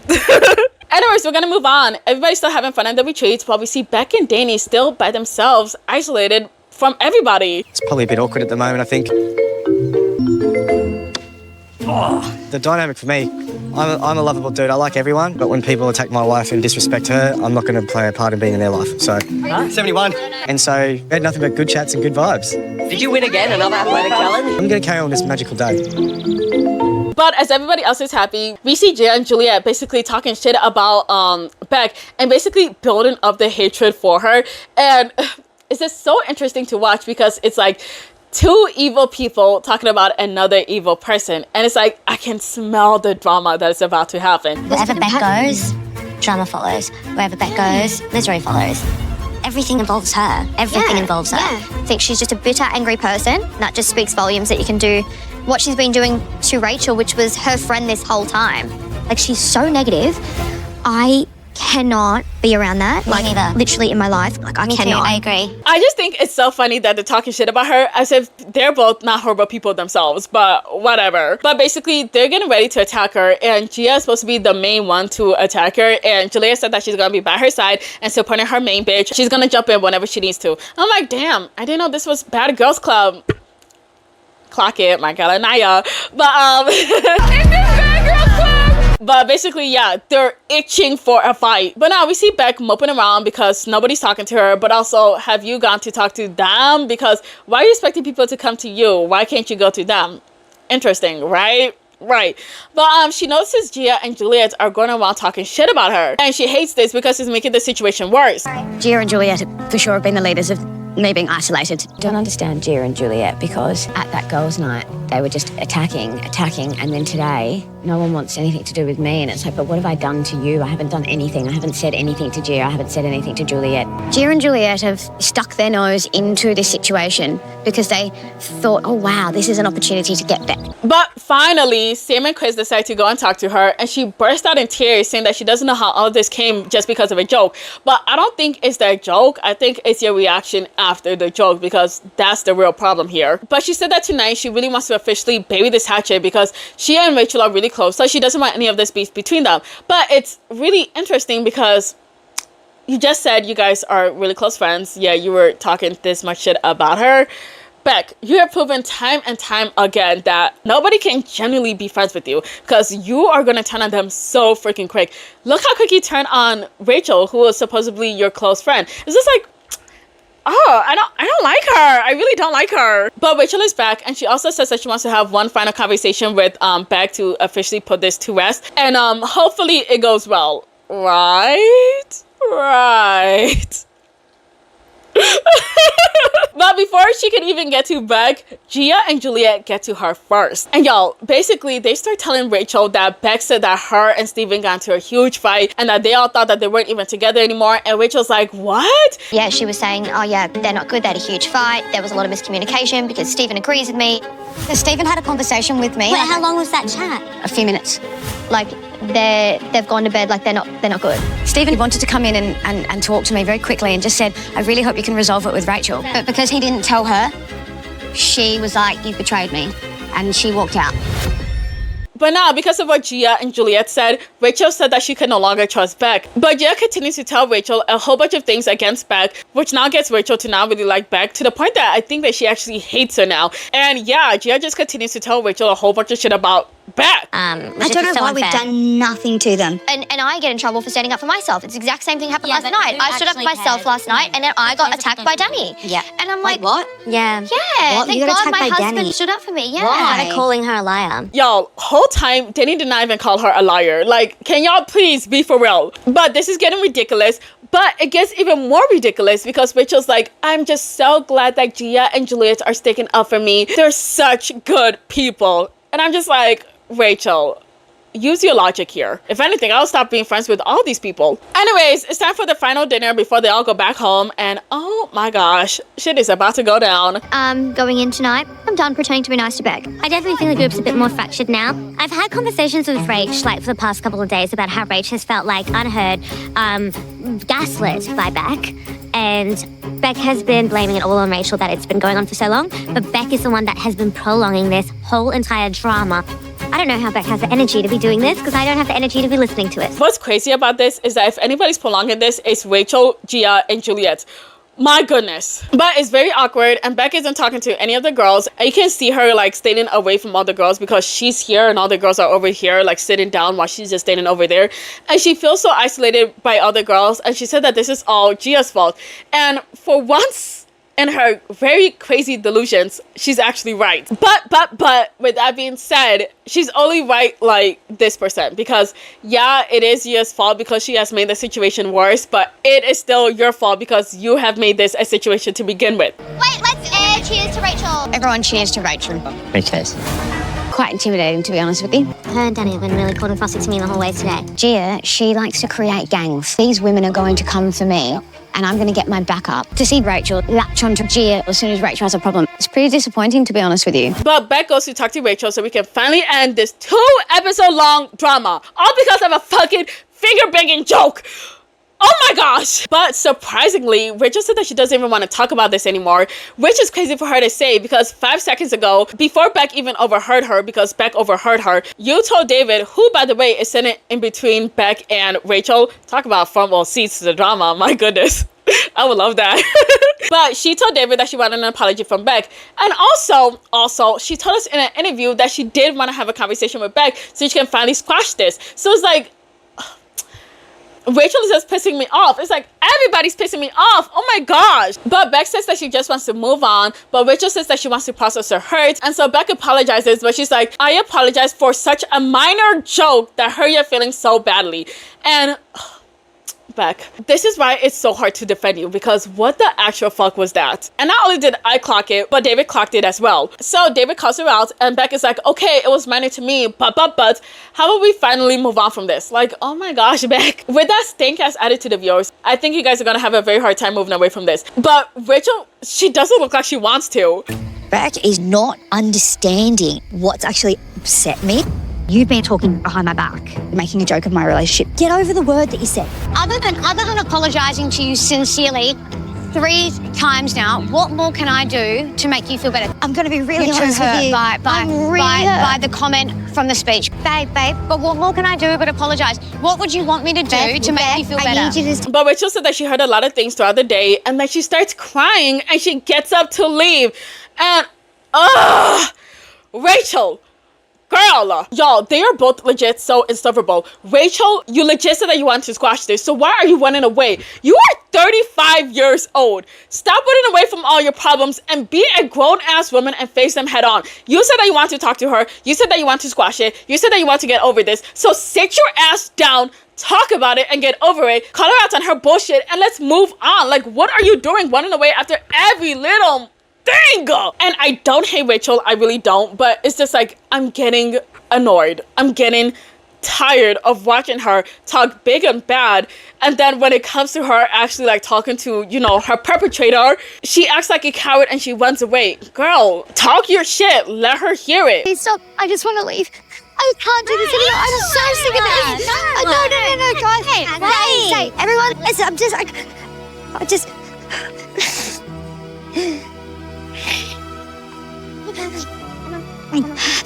Y'all, I don't know. I feel like I'm starting to lose empathy for Rachel. She's just coming off really annoying. Not gonna lie. You're a grown-ass woman. Come on. But Gia's watching and she's like, classic Beck. She just couldn't help herself. And Beck starts crying and she's like, oh my gosh, how could this all happen just over a minor comment? Like, oh my gosh, girl, you really do not learn anything, do you? But she said that she doesn't know if she can even finish this experiment, but I don't know. I feel like you'll be fine. But Joel sees that everybody's kind of like tensed up because of, you know, everything that just happened, because everybody was watching, by the way. So he's like, okay, let me lighten up the mood. And so he brings out his teddy and everybody's like laughing and it's a joke and everything's better, right? Rachel comes back after being comforted by Steven once again, and she pulls back to the side and she's like, okay, let's finally talk. And I'm like, thank God. Can we please? We need to squash this. Come on, please. Let's have a chat, Dal. I would love to do that, actually. Let's, please.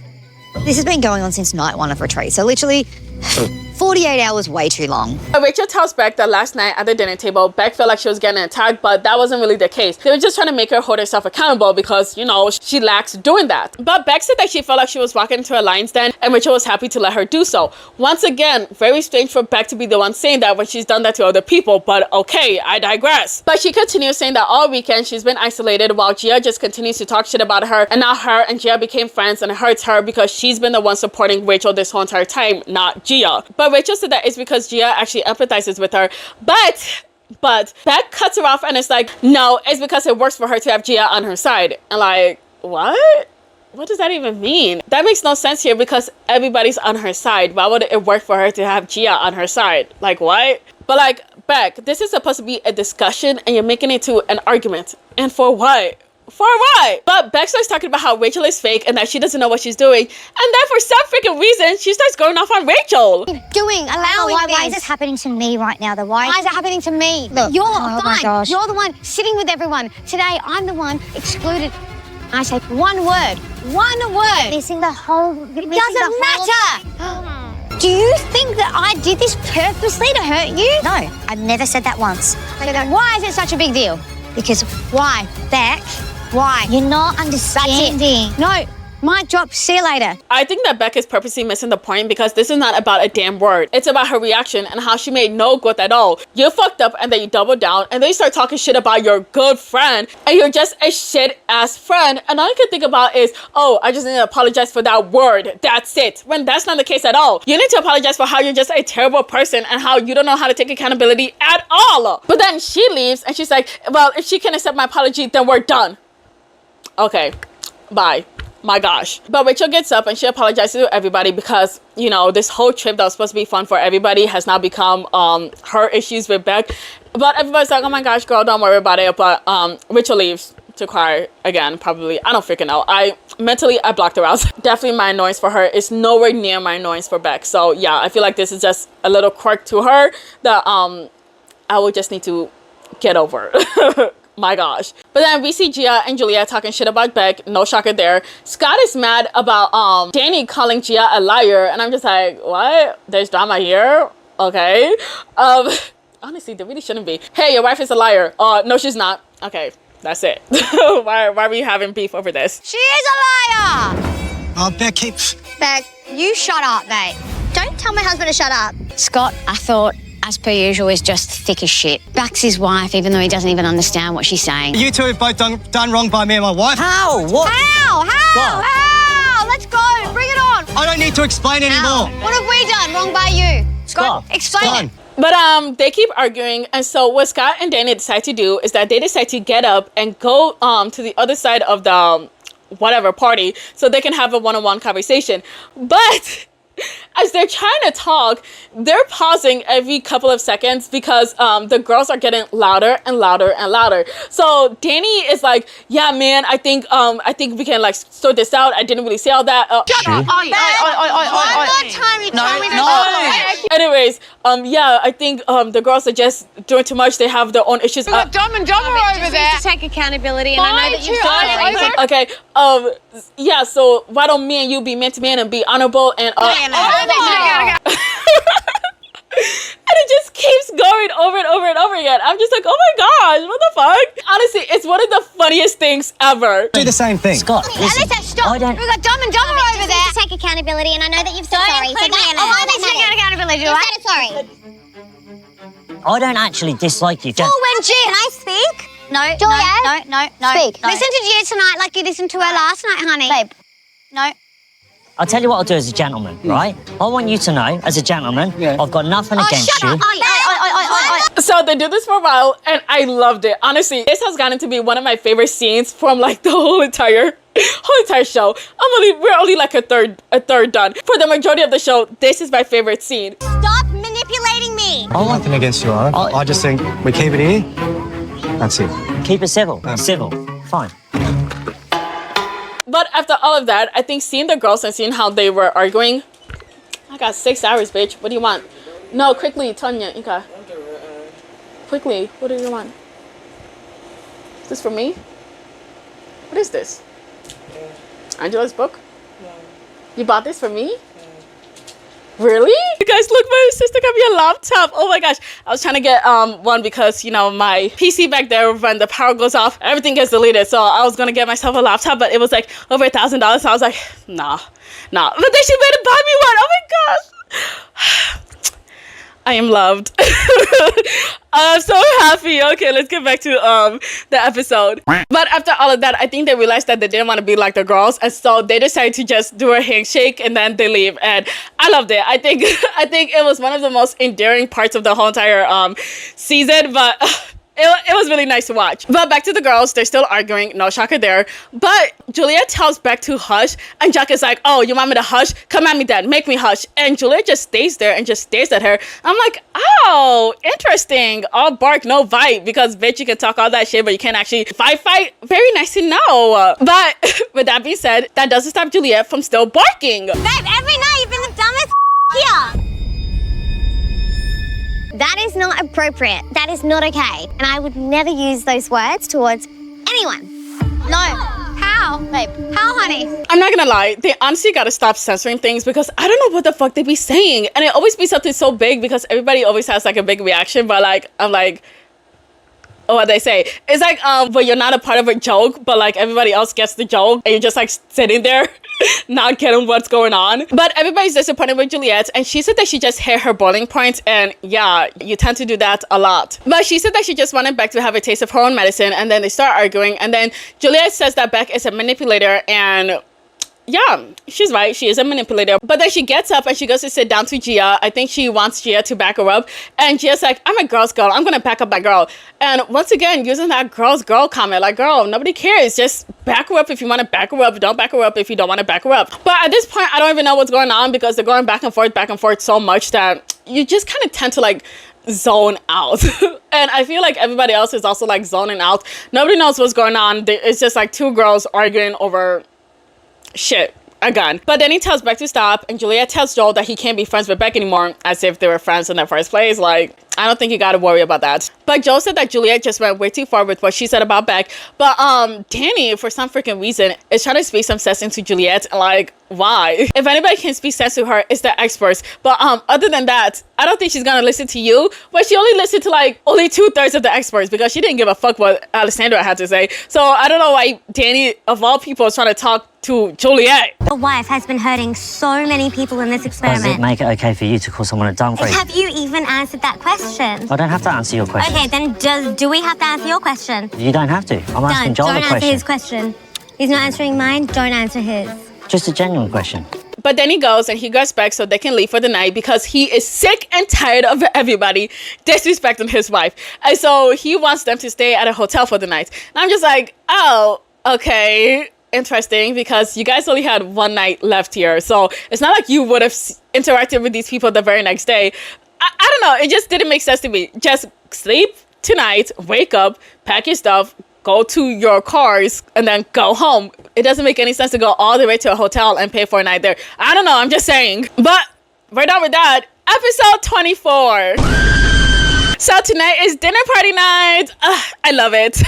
Joel said that when everybody woke up, they noticed that Beck and Danny were not there. And so they don't know if they're going to come to the dinner party or not because, you know, they started a lot of drama back at the retreat. But he said that Juliet's behavior was not great. But Juliet said that she was just saying what everybody else was thinking. So it is what it is. I mean, there's always regrets. I feel like my delivery was probably, I'm regretful of my delivery. But I'm happy I stood up for myself. Like, I heard all the stuff she kept saying about Rach and mocking Rach and humiliating Rach behind Rach's back. He's constantly trying to say negative things about Gia to get in my head. That's why I was like, right, that's two people I care about now that you've been trying to mock, humiliate behind their back, and I'm done with it. Like, let me just say it to your face. You know, I'm just trying to remember when Rachel and Juliet became friends, because before all of this, Rachel and Juliet were not friends. Rachel did not like Juliet. I don't think Juliet even had any thoughts about Rachel, but it's like, Rachel definitely didn't like you. So when did you guys become friends? And I mean, I'm not saying that they can't be cordial, but friends, really? Cordial makes more sense, if anything. But Joel's hoping that Juliet's shitty behavior can be buried inside, but nah, that girl's never changing. She's a horrible, horrible person. But now we see Rachel and Steven, and Rachel said that she feels really bad for Beck. And first I was like, why? But then she said, because she didn't like what Juliet called her. And I had to look up what Juliet called her, and I think she called her a cunt. And I think she also called Joel a cunt last time too, which shocked everybody. They're like, oh my gosh, I can't believe she said that. But to me, I was thinking, really? That's what everybody is upset about because she called her a cunt? It's like they take that word very offensively there. I know it's an offensive word, but they take it like overly offensive. And I'm just like, cunt, is it really that offensive? You know, now that I think about it, I don't think I've ever called anybody a cunt. You guys hear me all the time. Bitches, I say that a lot. Asshole, douche, but a cunt? Yeah, I don't think I've ever called anybody a cunt. You're a cunt. You're a cunt. Yeah, oh my gosh, that does sound vulgar. Oh my gosh, would I be offended though? Maybe I would, because I don't even like saying it. Even though I said it like 10 times, but like saying it to somebody else, yeah, I don't think I've ever called somebody that. Yeah, that's interesting. I'm not impressed with Beck, but I still don't want her getting called names like that or freak or whatever, even though she really hurt you this retreat. Two wrongs don't make a right. I would like to check in on Beck and be like, are you okay? But I honestly don't think Beck wants anything to do with me. You know, she made it really clear in the conversation, like, we're no longer friends, we'll be civil. So I don't know if she would want me to talk to her and just be like, hey, like I heard what was said and that's not okay. Anyways, it's time for everybody to show up for the dinner party. And Stella said that she's going to keep away from the drama, which is interesting for her to say because you're never in drama. So what do you mean keep away from the drama? You might be a spectator of the drama, but you're never going to be in drama. Except that one time that Brooke was coming at you for whatever fucking reason. But Brooke is gone. You don't got to worry about that bitch no more. I'm keeping myself away from all of this drama because I see women changing their opinions and friendships and how they talk about each other every 30 seconds. My behavior and my opinion doesn't change about people that quick. I think out of everybody here, the only person that I have consistently loved is Stella. And I hope that doesn't change because this woman, truly, she has my heart. She's just so mature and emotionally intelligent and she doesn't back down. And I really do love this woman. So I really hope nothing happens in the future that's going to make me side-eye her because she's a great person. But more people start showing up for the dinner party and everybody's wondering if Beck and Danny are going to show up. And Sam and Chris kind of feel bad for her, but not Gia. And of course, Gia's not going to feel bad for Beck. Duh. Beck left because she could not deal with the consequences of her own actions. She attacked people left and right. She came for Rachel, she came for Juliet, and, you know, she got what was rightfully so to her. Her leaving the retreat early with Danny was such a cop-out. If I know Beck, she's going to come in and play the victim. Let us leave so we can PR this and come in as the victims that we are because we need people to feel bad for us. I know her game. So now we see Beck and Danny, and now we know for a fact that they're gonna show up. And Beck said that she did not want to show up because she didn't want to basically let her bullies win and not show up because of them. So yeah, I guess. But now we see Juliet ranting about Beck, saying that Beck is their issue and saying that she's the problem for everything in this experiment. And I do find it strange that Juliet is saying this because, girl, you only showed up like, what, 5 episodes ago? What do you know about anybody's relationships? Who has beef with who started this, who started that? I feel like she's hearing what Gia is saying and just repeating that, but like, you don't really know what you're talking about. And we're going to talk more about how Julia really doesn't know what she's talking about because the girl really doesn't know what she's talking about. But plot twist, Gia and Alyssa are close friends now, I guess. Nobody really cares though, honestly. Honestly, if I was Alyssa, I would not be friends with Gia, just saying. But whatever, it is what it is. But Rachel and Steven show up and everybody wants to know what's going on with them because, you know, everything that happened. And they said that they're good now, but they do want to move on because her and Beck are no longer friends. So, yeah. My heart's really going out to Beck at the moment. Hope, genuinely, that they're okay. Yeah. Obviously, they are not if they've left. And it's just no one should feel that way, ever. While Beck and I might not be, like, seeing eye to eye, friends, working through our hurt, I still care for her as a person. And if Beck and Danny don't come tonight, I'm going to feel really sad. Well, don't be sad because they're showing up. But Juliet and Joel come in, and Sam said that even though Juliet doesn't really like Beck, he believes that she owes Beck an apology. And good luck with that because she could barely give her own husband an apology. So yeah, I highly doubt that she's going to give Beck an apology, but we'll see. When we saw them last, we saw some appalling language from her and behaviour. Yes. towards Joel. It left the commitment ceremony. It was a disaster. Absolutely. That must mean that Juliet took on Advice? some of our advice, maybe, but certainly Joel's boundary Yeah. about treating him with kindness. Otherwise, I don't think that they would have gotten any closer. You guys good?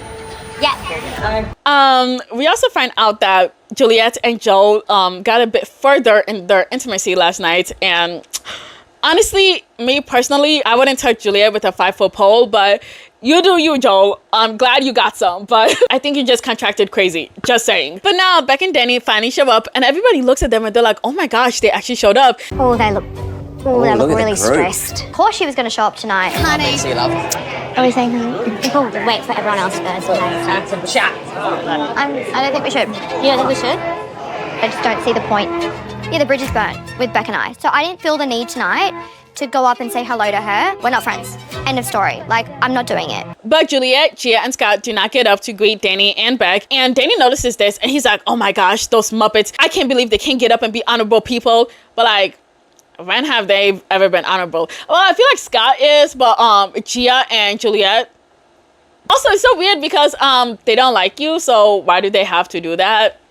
Why? But he continues saying that, oh, it just shows how weak their character is. Yeah, it's always been weak. Glad you noticed. But man to man, Scott didn't even have the balls to stand up and come and shake my hand like a gentleman. He could have conducted himself like a gentleman. But we already know he's Gia's little mouthpiece. He's so far up Gia's ass he can see what she had for breakfast last week. But Chris tells them that they can just say hi and they don't really have to hug them. But like, really? Do they have to? I don't get this show because do they have to greet people? Like, I know it's a nice thing to do, but to greet somebody that you don't like and that you clearly have beef with, not that it's just like somebody that, oh, I don't like them, but it's like a mutual hate. You guys don't like each other. Why do I have to get up and greet you if I don't like you? It makes no freaking sense to me. But we see Stella and she tells us that she feels really bad for Beck because she can tell that Beck is a very, and I mean very insecure person. And so because she is, she just wants everybody to like her. And so Stella doesn't want to push her away. And once again, it shows Stella has high emotional intelligence because, girl, fuck that bitch. I would knowingly know all of that and still push that bitch away because I'm not going to deal with somebody that hurts everybody because they're hurt themselves. Like, go to therapy, bitch. Please. But we see Beck and she said that she never had beef with Juliet, and so she doesn't know why Juliet will call her a big freak over and over and over again. And the experts are watching and they're like, wait, what? She said that? And yeah, she definitely said that. I think it's always nice to be kind, be the bigger person. Say hello. I feel like I should. It's just a kind thing to do. No. Remember? Yes, babe. What was said and what was done? You come on, like, babe. Just leave it. Better to say nothing at all. Just don't worry about it. Don't get in your head. Stand your ground, and if you backpedal, you look dumb. Stop apologizing for dumb shit. I feel like Alyssa is the angel on Juliet's shoulder while Gia is the devil on her shoulder because, oh my gosh, the contrast in what they're saying, it's crazy. Gia said, don't apologize because then it just looks like you're backtracking or whatever. But if Beck, all she wants is an apology and to squash it, I'll do that. Apologize for my delivery to just make sure I never have to really hang out with her ever again. But Juliet surprisingly gets up so she can go apologize to Beck. And Beck is like, no, if you can disrespect me in front of everyone, then you can also apologize to me in front of everyone. And I'm like, oh shit, okay. No. Don't walk up to me and scurry up to me. I just wanted to say I'm sorry. No, it is fake. I want to hold her to account in front of everyone and ask, what have I done to you, Juliet, to warrant being called such awful, vile names over and over? But Juliet is like, you know what? I stand by what I said. And the experts are watching and they're like, whoa, what? So she didn't mean that apology at all? And no, the fuck she didn't. Like, if you guys are acting shocked, this is the same bitch that showed who she truly was on her first dinner party. Why y'all acting like, oh my gosh, I can't believe she didn't mean that? Obviously, she didn't mean that. You saw how she apologized to Joel at the commitment ceremony. She didn't mean that shit either. Come on! But Gia tells her that she's gonna have her back, and now it's time for the dinner party. Yay! But before any of the drama can happen, I think Sam or Chris, I don't know which one, but they tell everybody to go around the table and they should say one positive thing about their relationship. And I was like, oh, okay. I guess this is a romantic love show, I guess. Sometimes I'd be forgetting about that. But as they're going around the table, I noticed that when it was Gia and Beck's turn to like speak, they would both look at each other with like pure disgust. At some point, Gia's eye was twitching whenever Beck would speak. And then Beck would also be looking at Gia and basically giving her like a scowl. It did not look okay. They definitely do not like each other, but like, why do you guys have to like give a reaction? Why do we do that? Okay, you can't block out the other person. They're so grown for their age, but they all act like kids. But one moment we hear Scott saying that Gia is his soulmate, and Beck is like, oh yeah, of course she's your soulmate because they're both evil people. And I'm like, oh my gosh, here we go again. And then when it's Beck's turn for her to speak, she's like, yeah, me and Danny are always gonna have each other's back. And Gia's like, oh, this is total BS. They're definitely not even gonna last after this experiment. And I'm like, oh my gosh, y'all are just so obsessed with each other. Let it go. And I honestly don't even want to spoil anything for myself, so I'm trying really hard not to look at their social media to see who is still with each other or not. But I highly doubt that either of them are still in their relationship, because ain't no way I'm gonna deal with all your BS outside this experiment. And I'm talking about Beck and Gia. They're both so insufferable. I will definitely not be dealing with them after this experiment. I'm not. And also, for some freaking reason, Juliet starts involving herself with the Beck and Danny hate, because she also has some shit to say when Beck was giving her speech about how much she loves Danny. I do not see a lasting future for Beck and Danny. 3 months down the track, we're going to see headlines. Beck, Danny broke up. Duh. I should thank the hyenas for coming at me at the retreat, because do you know what you've done? You've strengthened my relationship. They must be so jealous of me. They're probably jealous that my husband is a wealthy, good-looking, humongous package man who supports me blindly. Yeah, you're jealous of me. This is the first time I'm finding out that Danny is wealthy. All of a sudden, that man has gotten finer. Anyways, we hear Rachel and Steven's speech, and it's cute, and obviously it's lovey-dovey. But what shocked everybody was that Steven kissed Rachel in front of everybody, and nobody expected that because, you know, Steven is just so shy and reserved. So yeah, it was really cute, and he even had her lipstick all over his lips, and it was adorable. Everybody loved it. But now it's Joel and Juliet's turn, and as Joel is talking about his relationship with Juliet, Beck, time and place, girl. This girl just cuts off Joel, and it's like, Juliet, you came at me really hard, and I just want to know, what did I do to you for you to do that to me? I'm just like, oh, Beck, okay, I get it, you're valid in your feelings, but could you not wait until after Joel was done with his speech? Everybody was going around, everybody was having their turn. Let that man finish. After he's done, after everybody's done, then you can start your beef with Juliet. But to come in and cut in like that, she's just so self-absorbed. I can't with this woman. Like, you guys came for me, and came for me day after day after day. What did I do to you to deserve being called a and a freak multiple times? Why? Is what I want to know, is why did you do that to me? But after Beck said that, Juliet, for some freaking reason, looks at Gia, and Beck is like, no, don't look at Gia, look at me and answer me. And Juliet's like, oh, okay, well, you did, and I'm just like, oh my gosh, bitch, she can't even come up with anything. Like, y'all, it's just straight up embarrassing. Guess when we had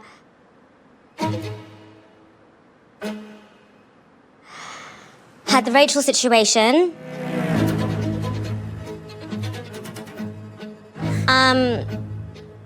I am not enjoying the comments you're making, the energy, like, But she continues saying that they were all commenting about how Rachel was being really annoying with this by doing too much. But then Juliet said that Beck said that everybody's on Beck's side, and Beck is like, wait, what? I didn't say that. And she turns to Rachel and she's like, no, I didn't say that.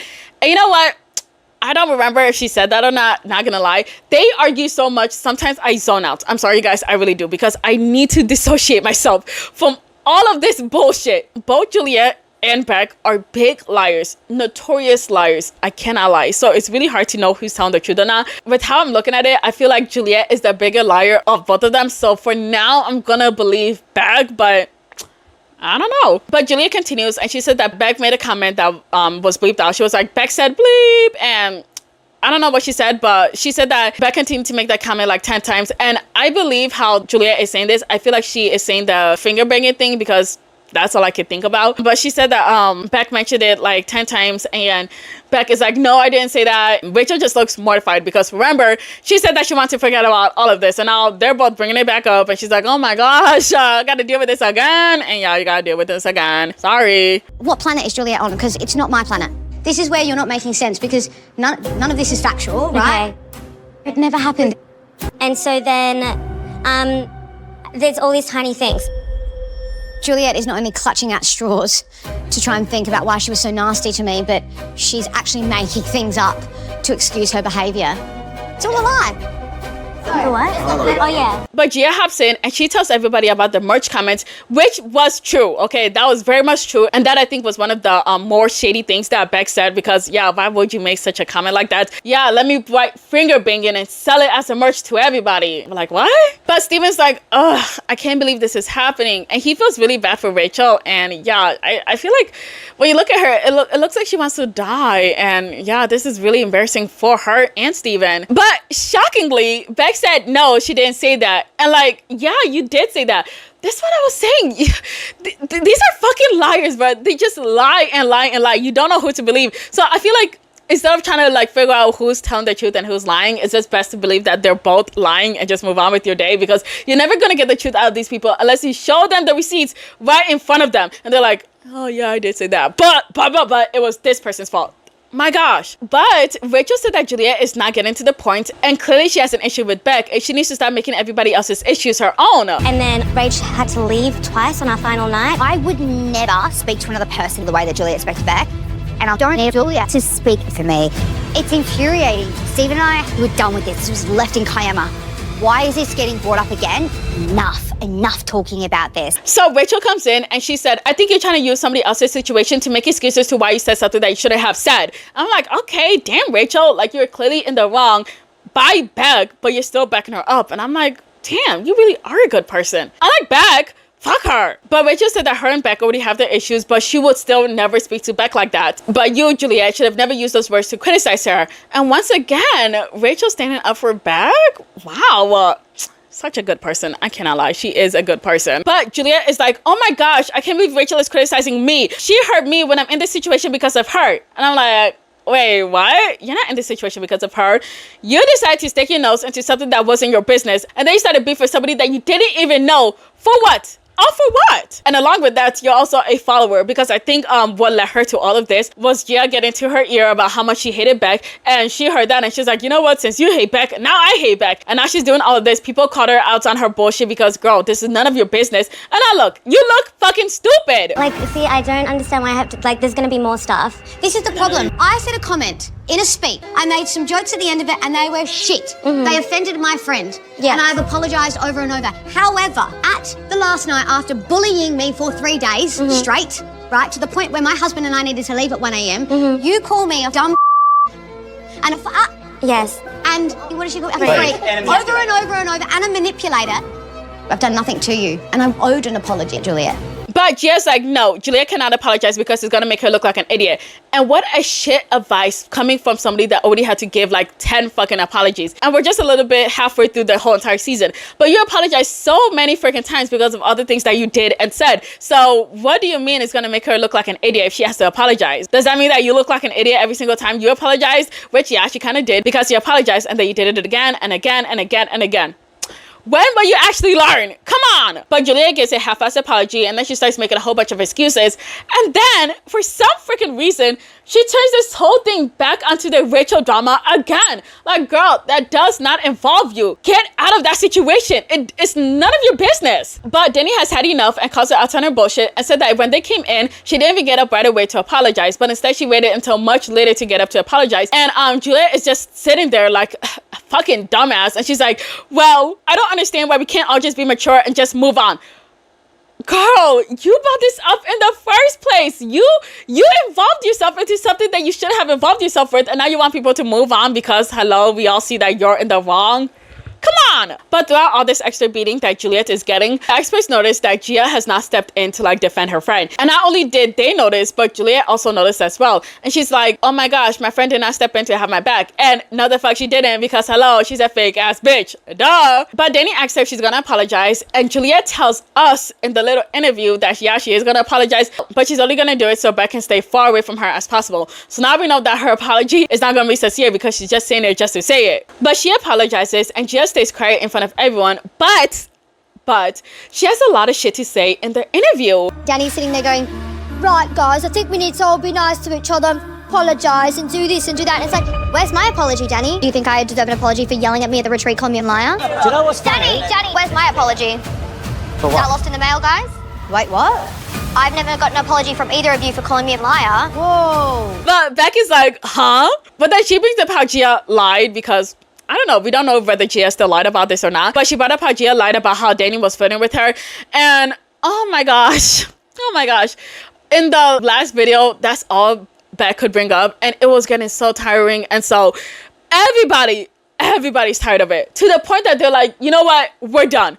We don't want to listen to this anymore. Let's make a pact to never bring that up ever again. Yo, imagine everybody getting so frustrated that you keep bringing this up that everybody begs you to make a pact never to bring this up again. That's insane. But Beck wants them to be cordial, but Gia's like, no, but you know, she begrudgingly says yes, and everybody does it, tells that they're not gonna bring up some shit anymore, and yeah. But then we see Danny grabbing Scott so they can have a conversation in another room, and he wants them to talk so they can be friends again, but surprisingly, Scott isn't having it. But y'all, he said that Beck disrespected his wife way too much, and so because of that, he's not gonna be acknowledging Beck anymore. And then it's like, bro, come on. Your wife has been disrespecting me, but I still acknowledge her. But Scott isn't having it. Y'all, he's like, nah, I'm gonna have my girls back. If my wife hates your wife, then guess what? I also hate your wife. And Scott, you're a piece of shit for defending your shitty ass wife. But I can't lie, your loyalty is admirable because damn.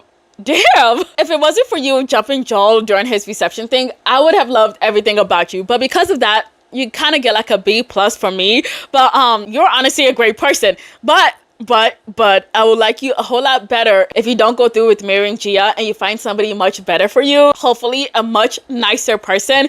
And yeah, I would definitely love if he went and found somebody that was an actual good fit for him instead of, you know, fucking Gia. Yeah, I know, but I'm not being disrespectful. When I shut someone off, I'm cold-blooded, dude. I'm numb. So we're not going to talk anymore? I'm an old school dude, bro. Like when someone disregards me, I know, 100%. We're very similar people. Mate, to be honest, I think it's disrespectful to say hello to me and not say hello to my wife. That's understandable. But I'm being honest, bro. I'll never, I'm sorry, but I can't look at her in the eyes. I'm telling you the truth. Because my wife is very upset. We'll leave it at that. We'll leave it at that. But now we move on to Gia, and she's talking to Juliet, and she said that she couldn't really back her up because Juliet was on a sinking ship, which, yeah, she was, but damn, you cold-blooded for letting your friend just embarrass herself like that, especially because this was something you both planned to do. You both planned to, like, jump back, but now it seems like she's the only one that's facing the consequences of both of y'all's actions. Crazy, right? But also this is Juliet's fault because yeah, you went too far with all the things that you called her. Why are you so harsh with these strangers? Beck is basically a stranger to you, but you attacked her like y'all actually have like a real vendetta or something. But Gia can't believe that so many people were on Beck's side, and so she believes that Beck went around talking to everybody before she came to the dinner party, which is why so many people were on her side. But I don't think so. What actually happened was that everybody had to pick between the lesser of two evils, and that just so happened to be Beck in this situation, because I think overall the worst of the both of them is definitely Beck. But in this situation it was definitely Beck, and so they decided to back up Beck because what Juliet said was just that fucking crazy. But now we see Beck and Rachel finally, and I mean finally, squashing this beef, and they look great, and that makes me happy because I'm so tired of this fucking drama. Honestly, it was not this interesting for it to stretch out for so freaking long. My goodness. What the hell? Are people stupid? But Gia can't believe that so many people are backing up Beck and so many people are on her side, especially because she has talked shit about everybody here. And so she has text messages of Beck basically talking shit, and she wants to expose those text messages. Beck has done a lot of things wrong by a lot of people in this experiment. She is a calculated, evil person. All those girls you're sitting with, you've talked shit about. She's talked about them the whole time. I could show Rachel all that. I could show Stella what you've been saying. I could show Alyssa. I could show David. I could show Philip. But then we see her grabbing Juliet and Chris, and she starts venting about Beck and how she's a horrible person and how she got all these screenshots that she wants to send to everybody. It was so many things against Alyssa. She said... the things that she said about them, like, she said... Oh my God. She's friends with Stella. She said... Honestly, I feel like they should stop editing like that because you know I want to see it. You know I want to hear it. Go ahead and say it. Why would you edit it like that? Oh my gosh, you're such a tease. But I find it so strange that these screenshots that Gia has, Gia never wanted to use it until now. But like your hate for Beck is crazy. Like you have a lot of hate for this girl. So the fact that you're keeping everything a secret until now, like now is the time that you want to like show everybody, It's also strange to me. Also, what's stranger is the fact that she was saying that Becky called her a liar for Danny saying that he was interested in her, and that she has the conversation of her talking to Brooke about it. Yet you decide to show nobody that conversation. So it's just like, girl, what are you doing? Gia's thought process never makes any sense to me. I'm not gonna lie. She's weird. Like, what goes on in that mind of yours? So you know how this is why I'm so angry. Hey, I didn't know that. See, if everyone only knew. If everyone only knew. If Gia really wants to, she can whip it out. I could ruin everything for her right now. Yeah. I have like Proceeds. Yeah. If somebody's gonna call me a liar, I'm gonna show proof of why I'm not. Gia is a ruthless bitch, and no one should cross my girl Gigi. I don't know. I find it strange that she says my girl when, you know, her girl wouldn't even back her up, but okay. Anyways, episode 25.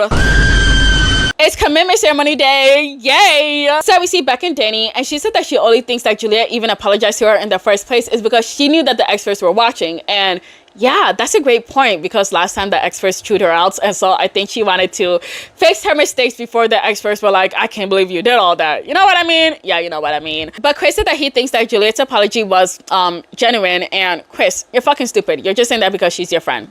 I see what clique you're part of, and I don't like it. But he told that to Sam, and Sam is like, nah, I would keep Juliet at an arm's reach. And yeah, I agree. Thank God both of them aren't fucking dumbasses. But then we see Juliet, and she's like, ugh, I should have never spoken up for Rachel. She kicked me when I was down. And like, yeah, because girl, you're the one that brought this onto yourself. Like, what are you even talking about? I just feel like I've been like a rock for so many people this week, and when the time came to it, I didn't see those people around me. The only reason I have the situation with Beck right now is because I've been defending others all week over it, feeling their hurt and joining in on it. Like, I'm here to be a rock and an empath to people. I just hope to get the same back sometimes. Y'all, I truly believe that she's a delusional weirdo. But she tells Joel that she is Gia's ride or die. But Joel is like, is she your ride or die though? And like, yeah, because the way that she acted during the dinner party by, you know, not standing up for you, I don't think a ride or die will do that. Just saying. But Juliet is like, yeah, she is my ride or die. She texted me this morning asking me if I was okay. Hee hee. And I'm like, oh my gosh. The bar is so fucking low. Especially because she said, oh my gosh, she loves me. Like, really? Really? My goodness. And I love her and I miss her. And I think when I saw that, like, tears streamed down my face because I really, really, really, really love her. If someone has bitched about Gia, yeah, like, I'm done with them. And obviously that gets me caught in other situations. My character, though, I'm a ride or die for my friends. Honestly, I feel like she has more love for Gia than she does to her own husband, but that's just me. But now we see Gia, and she said that she's planning to send those text messages to somebody else. Do the math. Not really. We all know that it's Juliet. No shocker here. But y'all, we see Gia telling Scott that she went into Beck at the nail salon, and she overheard Beck talking shit about Juliet. And so Gia decides to go to Juliet, telling her that Beck was saying this and that and that and this. And so Juliet just had enough, and so she wanted to get back at Beck. And so Gia decides to send her all the screenshots that Beck has been saying about other people. And this is Juliet's plan. She's gonna go to the commitment ceremony when the experts are grilling her about why she said what she said to Beck. She's gonna be like, oh, I said all of that about Beck because Beck said this and that and that and this. And she's gonna pull out all the text showing what Beck has been saying about everybody else. And yeah, everybody's gonna see Beck as the crazy bitch that she is, and they're all gonna be like, oh my gosh, Julia, you're definitely not in the wrong, you're totally justified. And then they're all gonna clap for her, and then she's gonna go home because she won. Now, I find all of this interesting because clearly anybody can see that Gia is making Juliet do all of her dirty work. But also, this is just really inconsistent on Juliet, because at the dinner party when they asked her why said all of that about Beck, her excuses was connecting with the Rachel situation. She was like, oh my gosh, I only said all this because I was sick and tired of what Beck was saying about Rachel. Yeah, I was just so fed up that she was like this horrible person, and I just got angry and I said it. And now you're gonna switch that to, yeah, I said this because I realized that Beck has been saying these nasty things about people, and so that's why I said this nasty thing about Beck. You see how that doesn't really match up to your original story? So this is just gonna backfire on you, right? Right.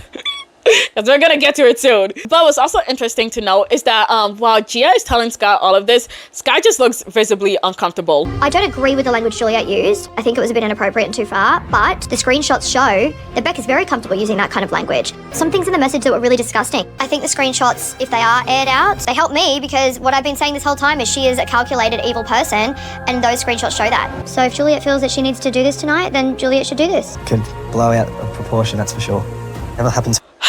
Gia is such a coward, not gonna lie, she is. Anyways, time for the commitment ceremony. So all the couples come in, and the first to go are Gia and Scott. So Scott brings up how he isn't talking to Danny and Beck anymore, and Danny brings up how he thought that it was rude for them to basically not acknowledge them when they came into the room, and Gia basically shuts Danny down, and he's like, yeah, that's because you called me a liar, so shut up. But they start arguing, and surprisingly, Beck is the one to tell them to stop, and they actually stop, and I'm like, oh, okay.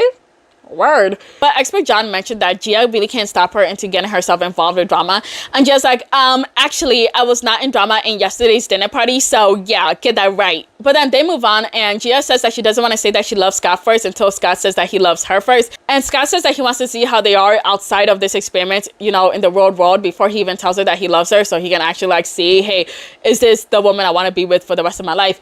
But it's crazy that he would say that, because y'all are already house shopping. So you would house shop with this woman, but you won't say you love this woman. Weird, right? Right. Anyways, they both choose to stay, and next is Danny and Beck. So Beck tells them about the couple's retreat and all the drama that came along with it, but she said that that drama made their relationship stronger. But she's scared to go out in the real world with him because she believes that she has stronger feelings for him than he does for her. And not gonna lie, Beck, you're right, because you definitely do. Jesus Christ. Put a man on the spot. Can you envisage your life without me? Because I can't envisage my life without you in it now. I've never thought of my life without you in it, because I'm just going through what we're going through. Do you know what I mean? I just. So this is extremely awkward. I don't think this man is really that interested in her. I think he doesn't want to look like a jackass on TV, but he's waiting for them to be off TV before, you know, he dumps her. So yeah. But then she said that her feelings for him are extremely, and I mean extremely strong for him. And then she drops that she loves him, and he looks so freaking uncomfortable. Everybody's clapping, and he still looks so freaking uncomfortable. Jesus. I don't even know what to say to that.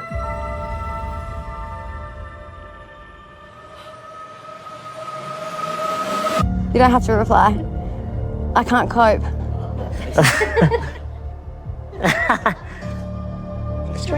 Yo, not gonna lie, that was such a hard watch. And he said that he doesn't know how to even feel or to react to that. But expert John is like, think about it real hard. How do you feel about that? And he's like, I don't know. I don't know.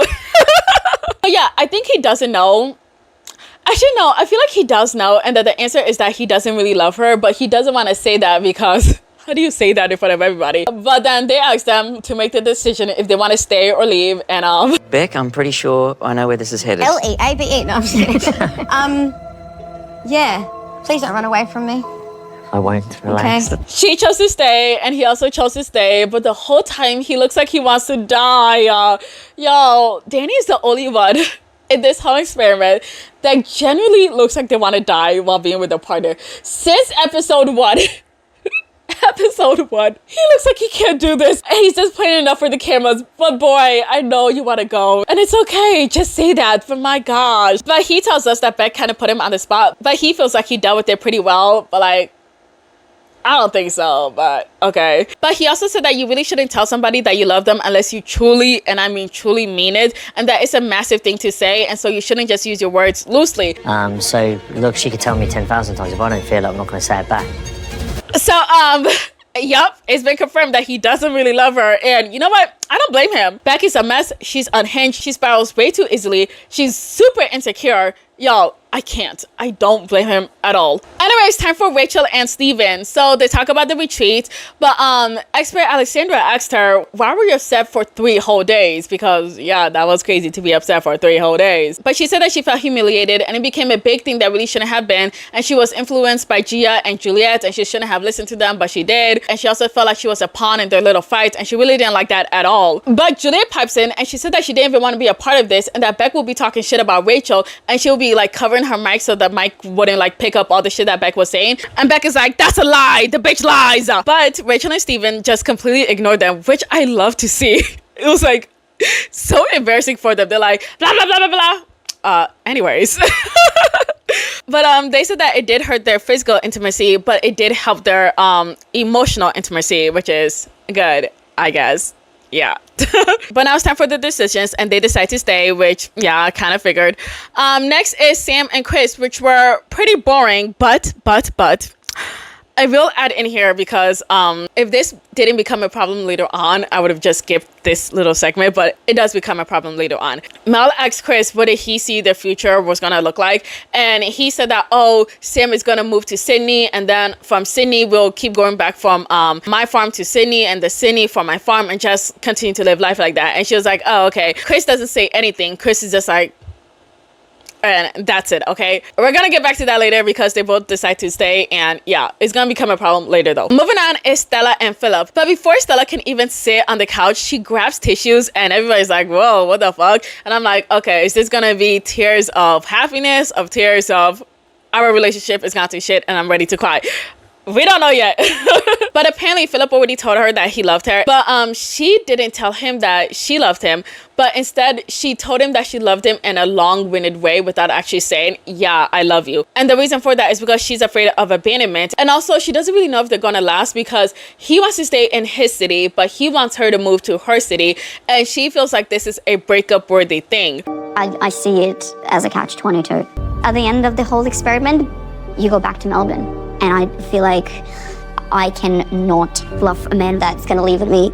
So unless he gives me clarity, I can't be like, yes, I love you too. But Philip thinks that this is unfair because it's like she wants him to get on her program, and relationships come with conditions. But not only that, but she talks down to him. And I'm like, Stella, you talk down to your man? Really? Apparently they were at home and he had like a really massive week. It was like really busy for him, but she wanted them to go out, and he's like, no, I don't want to go out. And she's like, that's really feminine of you. Like, what does that even mean? That's a very feminine thing to do.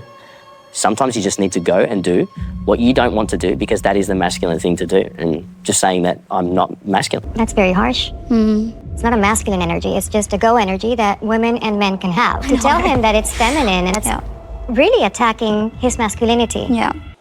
We just got rid of Tyson and this whole gender stereotypical whatever shit, and now Stella's over here basically taking his place, and I don't appreciate that because I said earlier that I really do love Stella and I don't want anything to make me not like her, and now she comes and does a few things that I don't like, but that's okay. Not everybody's perfect. She still is in my heart, and hopefully she will fix this about herself, please. But she said that all of this is a defense mechanism, and girl, therapy, please try it. But we also find out that they're not being really intimate, and he said that he's not going to be intimate with somebody that, you know, talks down to him. But then we find out that she's not on birth control because she doesn't like being on birth control, and he's afraid of getting people pregnant. And so her solution to all of this is for him to, you know, get the snip, and everybody's shocked, and so am I because, hello, condom, have you guys never heard of it? What? I know it's not 100% effective, but shit, 99% is pretty good to me. Has anyone heard of condoms? Yes, I was going to say, in the meantime, it's very easily solved with a trip to the pharmacy. Condoms, yeah. I don't like it.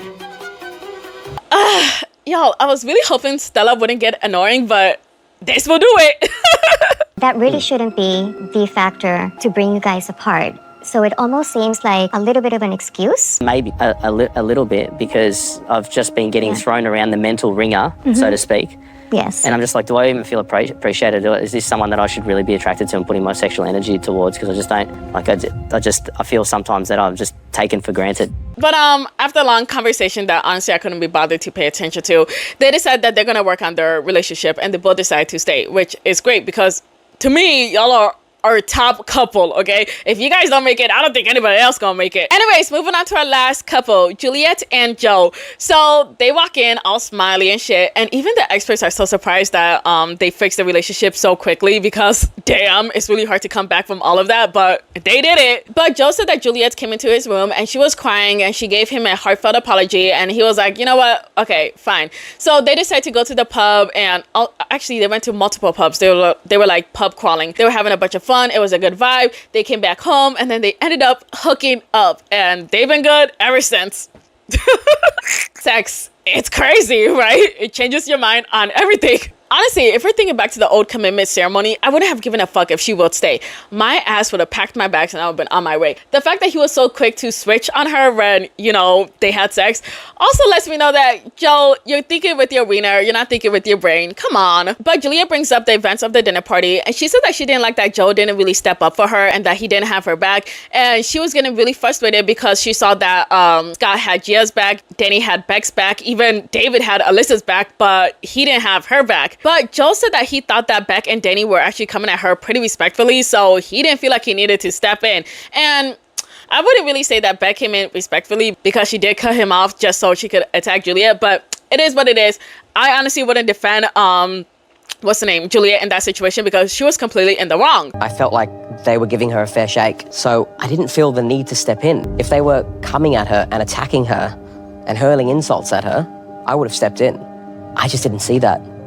And I think Juliet has a different perspective on what happened. But expert Alexandria asked her why did she call Beck those horrible names when she was just calling Joe those horrible names last week. And so it really shows that she's not really changing her behavior and she's just doing the same things but to different people. And Juliet said that it's because Beck has said much worse things than she has ever said. And then she looks at Gia and I'm like, oh my gosh, she's about to bring up the screenshots. But Alexandra said that they're not talking about Beck's behavior, but they're talking about Juliet's behavior. And Juliet's like, I know, but that was why I felt so comfortable saying all of that to Beck. I'm like, bitch, please. You didn't even know all about that shit until Gia sent you the screenshot. So what are you even talking about? This is such a dumb excuse. But we see Beck and she looks shocked. But now Juliet just starts repeating all of the things that Gia has been saying about Beck. And she's like, Beck gets away with all her behavior. She doesn't take accountability. She tells you one thing and then she does the other. She just stays lying and so on. And Beck is like, express to me what your point is. You should be careful with how much you are upset about me saying that when I have screenshots of what you've said about Alyssa and David. Biles, you said Christian.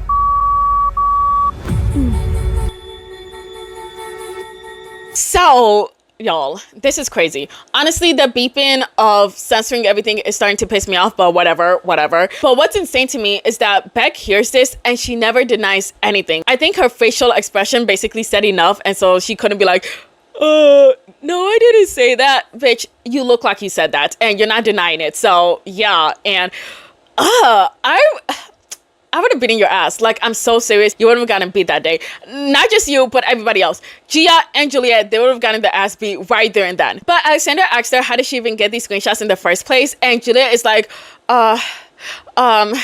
Gia sent them to me. I'm like, oh damn, okay. But everybody looks at Gia and Alexandra asks Gia why did she even send it to Juliet, and she's like, oh well, Juliet wanted to know how Beck was like, and so I was like, here, this is how Beck is, and so I sent her all the screenshots of how Beck truly is like. And Beck just looks so freaking pissed, but like, why? You said all of that, so why are you mad? But Juliet continues to say that Beck said that Juliet was gonna get beeped on the couch. I don't know what they said because, hello, they beeped it out. I think she said fucked on the couch, like, you know, the experts are gonna like jump her or whatever. I don't know. You guys can figure it out. I'm tired of the censorship. But Beck is just shaking her head, but Gia pipes in. I said, no, you said dumb. She said, you're gonna get in trouble for saying I said that. you were going to be held accountable for the way in which you spoke to me. Yeah, that's such an evil thing to hope for. And that's why we came up with a plan of let's address the screenshots then. Y'all, she said it was a fucking plan. No, because Juliet gotta be stupid as hell. Like, y'all, I feel like she gotta be one of the dumbest people here. No shade, but I feel like it's true. She jumps to conclusions, says things that aren't true, never know what the fuck she's saying. And all around, I just feel like she's just a fucking idiot. Like, there's no way around it. She is stupid. I feel like her IQ low-key is low. Like, she low-key has a low IQ. But Alexandra also clocks that she said that it was a plan, so she knows that they planned all this shit. This is the time to use it. So it was a plan. Just to be clear, Gia, you sent the screenshots to Juliet with the intent that it be used against Beck in her argument. I said bad things in there too. I didn't really want them out. It just shows that it shouldn't have not been blown up into such a big thing when she's done much worse. But Alexandra's like, girl, you cannot be further from the truth because it makes you look worse because you're intending on actually hurting somebody. And then she says, yes, I know, but I don't think this experiment is for me. And then she gets up and she's walking out and then she's like, Gia, and I'm just like, what? Because she doesn't say anything else. But she just leaves the whole commitment ceremony thing. Joel gets up and he starts chasing after her. She's about to face the music.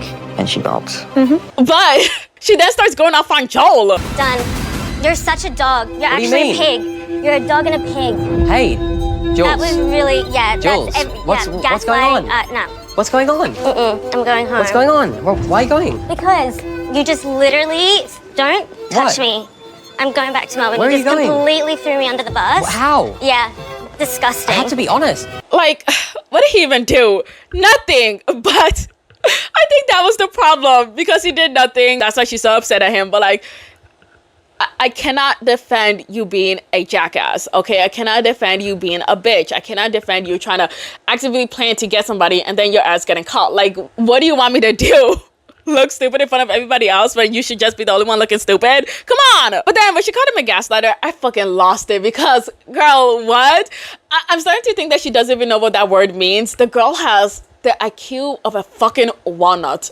I'm not joking. She needs to go back to school. I'm so serious. But she continues and she's like, oh my gosh, you're so evil. Ew, I'm going home. And Joel is like, what? No, stay. Why are you going home? Don't leave, stay. And I'm just like, Joel, what the fuck are you doing? You're gonna tell her to stay after she called you all of that? Really? Was that pussy that good? What are you doing? But we see Gia and she asks Scott if she should go, you know, check up on, what's her name? Juliet. And she's long gone. Like, she's gone. But Alyssa brings up the screenshots because, hello, they're still relevant. Beck was legit talking shit about her. But she said that it's disgusting and she's really mad. And yeah, that's valid. Beck can't even say anything. She's just quiet. And I'm like, yeah, how do you even fix this situation? Are you going to think of a way to blame all of this on Gia? That's what she's going to do. You know, like, nobody should be surprised. Oh my gosh. But Gia, for some freaking reason, is like, you guys, it was weeks ago. Even I said some bad things. We should drop it. Like, yeah, because that totally fixes everything. Come on. But Gia tells Scott that she gotta go pee. And the last person that went to go pee didn't come back. So everybody's like, wait, what? But off she goes. I have to pee, sorry. No, I gotta pee. Where's Juliet? Gone. Great. Okay, I'm going. Can you get me an Uber, please? Can you do-mic me, please? Unclick this. I want to go back in the ceremony. No, I'm out. I want to go home. I showed screenshots to a girlfriend, sue me. Like, sorry, Beck's talking shit about me nonstop to everyone. Focus is never on me and Scott. It's about everyone else around me and Scott, and it's not fair. So Gia officially leaves, which really sucks for Scott because he's another groom that's just been left there without their bride telling them anything. And for the same reason, I gotta go pee. Bye. Never comes back. But Joel does come back and he tells everybody that Juliet left. But not only did she leave, but she left while saying, oh, you're a pig, Joel. You're such a dog, Joel. And the experts are like, damn, that sucks. I'm just kidding. They didn't say that, but they said a lot of good things about Joel. They gave him a lot of compliments and praises about how he handled this whole thing and so on. While they're talking to him, we see Scott and he's just looking at his watch to see if Gia's coming back, and no. She's not coming back. Damn. Sus for Scott. But they all say goodbye to Joel and they all come in to give him a big hug. But Scott uses this opportunity while everybody is distracted to go and find Gia. And so he goes out there, sees the producer, and the producer's like, oh, yeah, she's gone. She's been gone. No, she's not. What do you mean? She grabbed her stuff before and she asked for an Uber. I just had a great couch session. Like, we have so much going for one another. But sometimes other girls and their bullshit can interfere. I'm just a bit jittery. I don't know. You can't leave like that. Like, we're falling for each other. You know, the only problem I have with this is that the producer didn't tell him or anybody else that Gia's gone.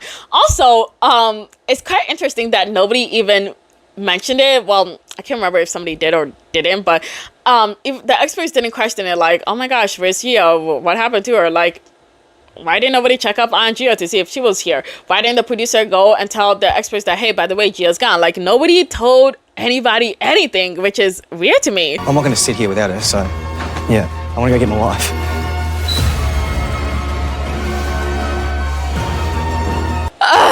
A man that yearns, that's a good man right there. Honestly, Gia does not deserve this man. Please find a better partner, please. Episode 26. So, surprisingly, Gia did come back to the apartment. Yay. But she said that she was really pissed last night. And the only reason why she didn't tell Scott that she was leaving was because, get this, Scott didn't tell Gia that he loved her. Really? are you serious? And so because he didn't tell her, she was so pissed that she didn't feel the need to tell him that she was leaving. Girl, you are so tiring. Oh my gosh. But apparently after she came back, they did have a conversation and she revealed her feelings for him, basically how she felt about the whole how I want to say I love you but you didn't say it first type of thing. And Scott just looks exhausted. Don't know how I feel. I don't know. I feel gross that I feel more than you do, and it's just made me feel a bit stupid, to be honest. Do you hear what you're saying, Gia? This is how I feel, yeah. You feel stupid that you liked me more than I like you. Can't you just let me go at my own pace? I don't want to look like I'm too in and someone isn't. So, no, you need to come step up as well. But she said that she doesn't want to feel played, and he's confused because he is showing her a lot of commitment. He's going out looking for houses, not only for the both of them, but for her child as well. And he's also looking for schools for her kid to be enrolled in. And so he's thinking, I'm doing all of this for you, but you don't think I'm not showing you commitment because I didn't say I love you? And she's like, yes, exactly. But now she starts berating him, and he's just too exhausted to even entertain this conversation. And so because of that, Gia just leaves. Oh God. But now we move on to the text and all the couples are talking about it, and Beck is putting all the blame on Gia as if she wasn't the one to type them out and click send herself. She's a vicious, vile little cow. Earlier on in this experiment, I was expressing my frustration to people I thought were my friends, but the texts aren't relevant. The problem is Gia. You're the one that's instigated it. You're the one that sent them. She takes no accountability for her actions. I believe that she doesn't actually even think that she's done anything wrong. It must be hard living in a brain like that because she is vicious. It's a pretty sad state of affairs. She's got a lot of work to do on herself. Y'all, Beck needs to be studied. Oh my gosh, like I genuinely do not know what goes on in her head. Why do you come to the conclusions that you do? How do you mix things up so things can be in your favor while putting all the blame on somebody else? It makes no freaking sense to me why you are the way you are. What in the world? Y'all, everything she says about Gia is things that she has done herself. Girl, you are the problem. You are the perpetrator. Work on yourself, please. But she said that this whole situation is irrelevant, and if somebody shows you who they are, then you gotta believe it. And trust me, Beck, you showed me exactly who you were on episode 2, and I believed it. You're a terrible person. But now we go to Alyssa and David, and they got all the text messages. Like, Juliet only said a couple things that Beck said at the commitment ceremony, but Alyssa received all the text messages from Juliet about every single thing that Beck said about her, and she didn't realize it was this bad. And y'all, it's pretty bad. Beck said, Alyssa is going down, rat bitch with her rat husband.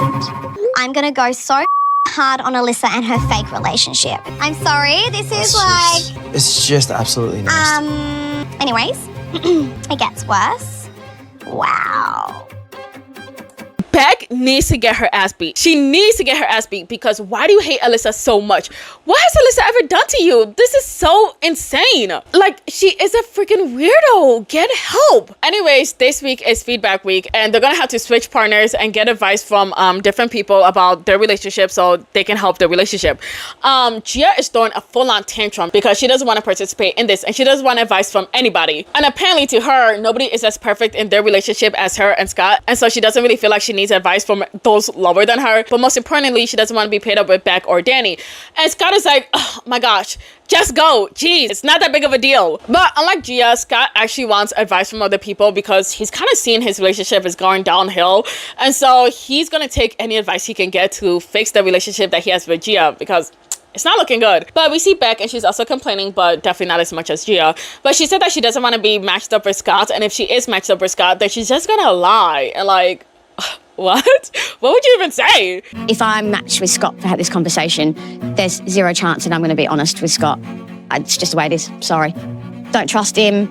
They use things against you when you've, no. So, yeah. Anyways, Beck storms off, but I find it weird that she cares this much. But she also said that she doesn't want anybody to be paired up with Danny and for him to be telling other people their relationship problems. And, enough with you. Like, oh my gosh.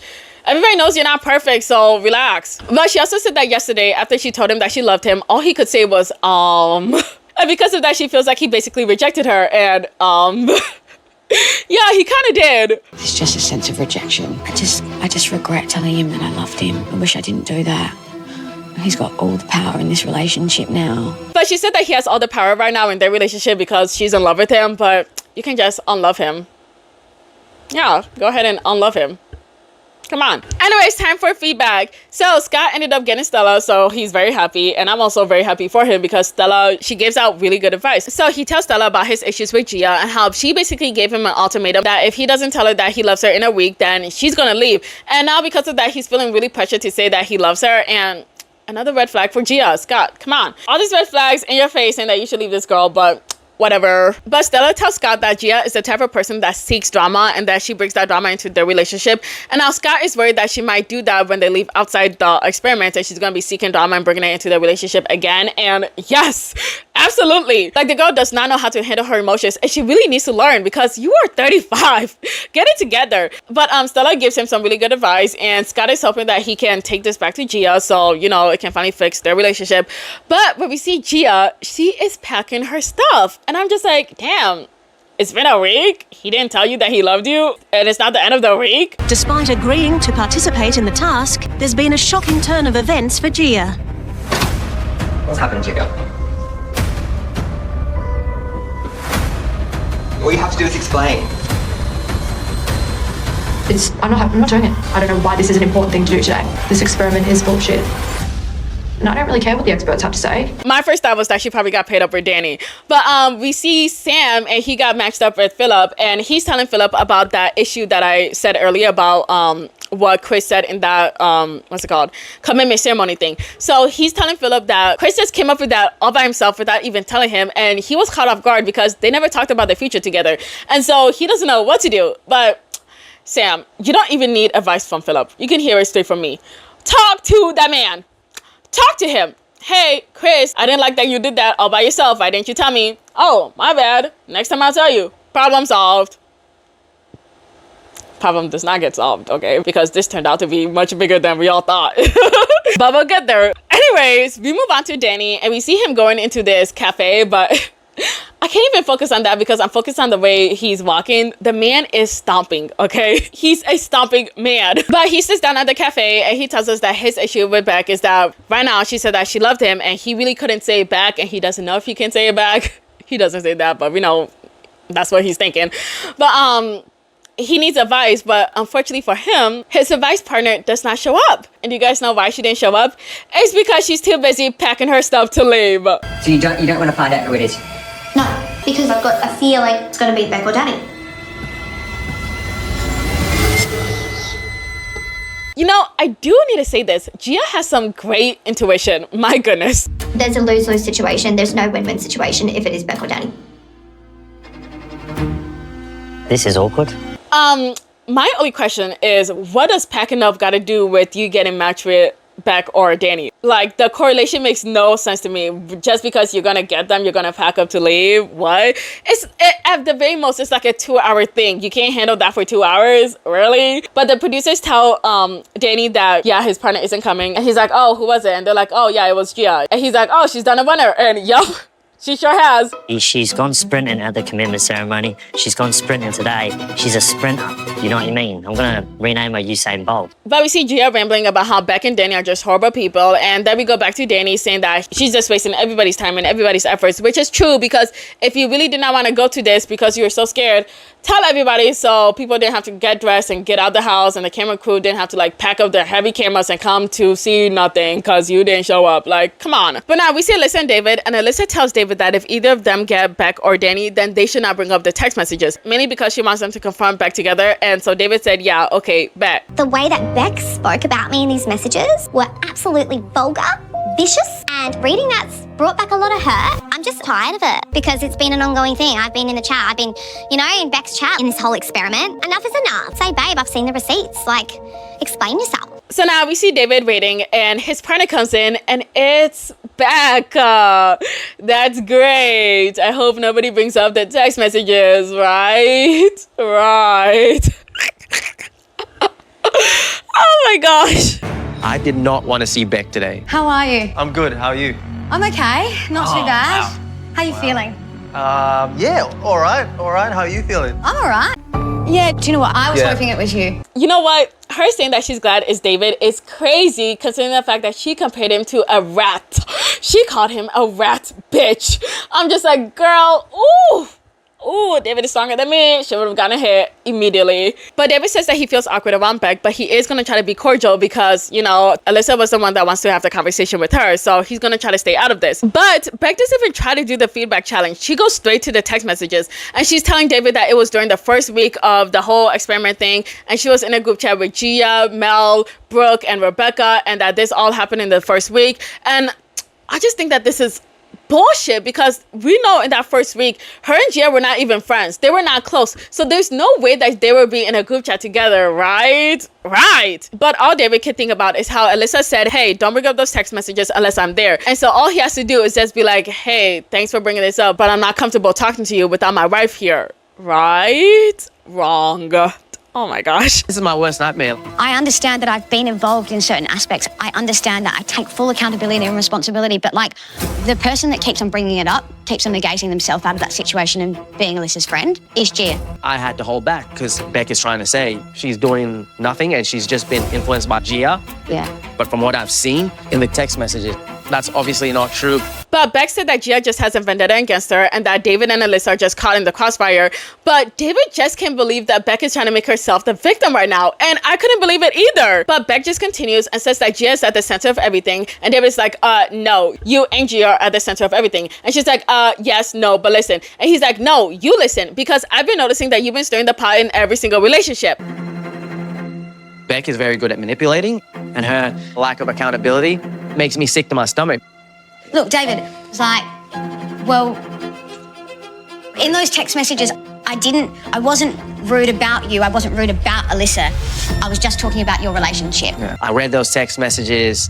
You know, that was vicious. You know, that was disgusting. But Beck continues and she's like, you know what? I actually respect you and Alyssa's relationship. And these editors, oh my gosh, they show us a flashback of Alyssa reading the text messages from Beck saying, that rat bitch and her rat bitch husband. And I'm just like, oh my gosh. The editors need a pay raise. My goodness. But Beck is like, you can go through my phone, please. Because I definitely didn't delete anything. But David's like, nah, I felt like the texts were vile and disgusting. And Beck is just shaking her head like she didn't say shit. And, but how do you... very, like, mean and vicious. We've seen them. Did Juliet send them to Alyssa? She did. Like, obviously you can imagine those comments were vile. Yeah, of course. Y'all, this woman is something else. And the way her face always, and I mean always, shows the truth. And honestly, I love this about her because every time she tries to lie, her face never lies. But David's like, I'm just gonna end it here because I want my wife to be here as well when I talk to you. But at the end of the day, those text messages were vile. And damn, Beck, I didn't know you had it in you like that. And Beck just looked shocked, but yeah. But David continues and he's like, can't you see how you're manipulating the situation to make yourself look like the victim? And she looks shocked, and she gotta stop looking shocked because why are you shocked? Like, come on. But all Beck is worried about is if David and Alyssa saw the other text messages that, you know, everybody else in the group were sending. And he's like, nope, we just saw yours. And she's like, oh, those backstabbing bitches. I can't believe they threw me under the bus. Are you serious? Like, are you honestly serious right now? It pisses me off. Like, what was the point in sending those messages? You want me to be in trouble? Babe, I'm the one that takes accountability, apologizes when I'm wrong, and moves on to try and be a better human being.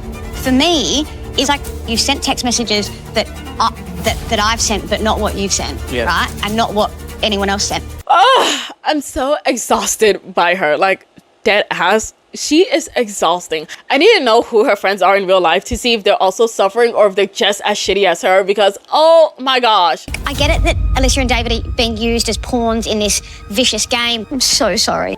But I kind of feel sorry for myself because it's all coming down on me. It's taught me never to put anything in text messages, that's for sure. Yeah, let me just not change for the better and just remember not to send messages. Great advice, Beck. Anyways, back to Gia and Scott. So Scott comes back home and he sees Gia on the floor. She's staring out the window or something. I don't freaking know.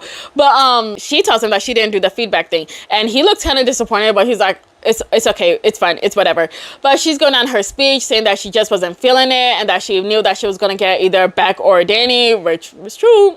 She was right about that. She did get Danny, but that's not the point. The point is that you should have gone. But another excuse is that she thinks that her and Scott are great, and so they don't really need it. But I don't know about that. But Scott tells her that it's all right. But he did share that he saw Stella, and Gia gets really upset, and I don't know why, because what's your beef with Stella? Even though they did have beef like in part 1, but like, what's your beef with Stella now? But she already looks upset, and now Scott, bless his heart, he can barely get the words out of what Stella told him to tell Gia. You know, when I felt there's a bit of tension there, I feel a little bit nervous to say what was said a bit, because what I said to her, oh God, I'm so bad at remembering stuff. Like, you know, honestly, it looks like he's scared of Gia, but at the end of his and Stella's advice thing, Stella gave him some crystals, and so he pulled out those crystals, and he's like, hey, look, these are crystals that Stella gave me. And like, Scott, stand up, speak your mind, say what you gotta say. Jeez, put the crystals away. I don't get it, but anyway. Or maybe the crystal gives you good energy or something. Should I put it between my tits? I don't know. I need it, probably. Actually, thanks, Stella, because I'll take it. Anyway, Scott ends up not saying any of the good advice that Stella told him to say, and instead he just makes up some bullshit on the spot, saying that, oh, she said that we're doing really well, but we just need to make sure we're taking things one step at a time. And yeah, and I'm just like, Scott, come on. But finally, I guess he finds some sort of confidence in him to finally say that, oh, I just think that maybe you should stop focusing on drama so much. And before he can even finish, she's like, no, I don't focus on drama. I'm a mom. I don't got time for that. Really? Because the last 26 episodes will definitely contradict that, but okay. But she said that she doesn't have time for this or Stella's feedback, and yeah, that's it. Scott completely failed. You know, we're still recovering the past few days. I thought, I'll go light on this. Because I knew if I went too deep, I wouldn't be here. I'd be over the balcony. Episode 27. So feedback week is continuing. Steve and Alyssa got paired up, but basically their relationship is going great. So yeah, they don't really say much. We then see David, and this got me thinking that David and Beck didn't even give each other advice about their relationship. And honestly, I don't blame either of them, because first of all, if I was David, why would I listen to that bitch that was talking shit about my wife? And if I was Beck, why would I listen to any advice that my victim will tell me? Obviously, he's going to tell me some shit advice. So yeah, I don't blame them at all. But David's back home, and he's wondering what to tell Alyssa, because hello, they had that text conversation, even though Alyssa told him not to have that text conversation. But before he can even try to think about it, Alyssa walks in, and I'm like, oh my gosh. Oh no, what are you gonna say now? But he ends up telling Alyssa everything, but he makes sure to tell her that he was not the one to bring up the text messages. It was Beck that brought it up first, not him. The one thing I said to David today, before he left, was please do not bring up the text messages.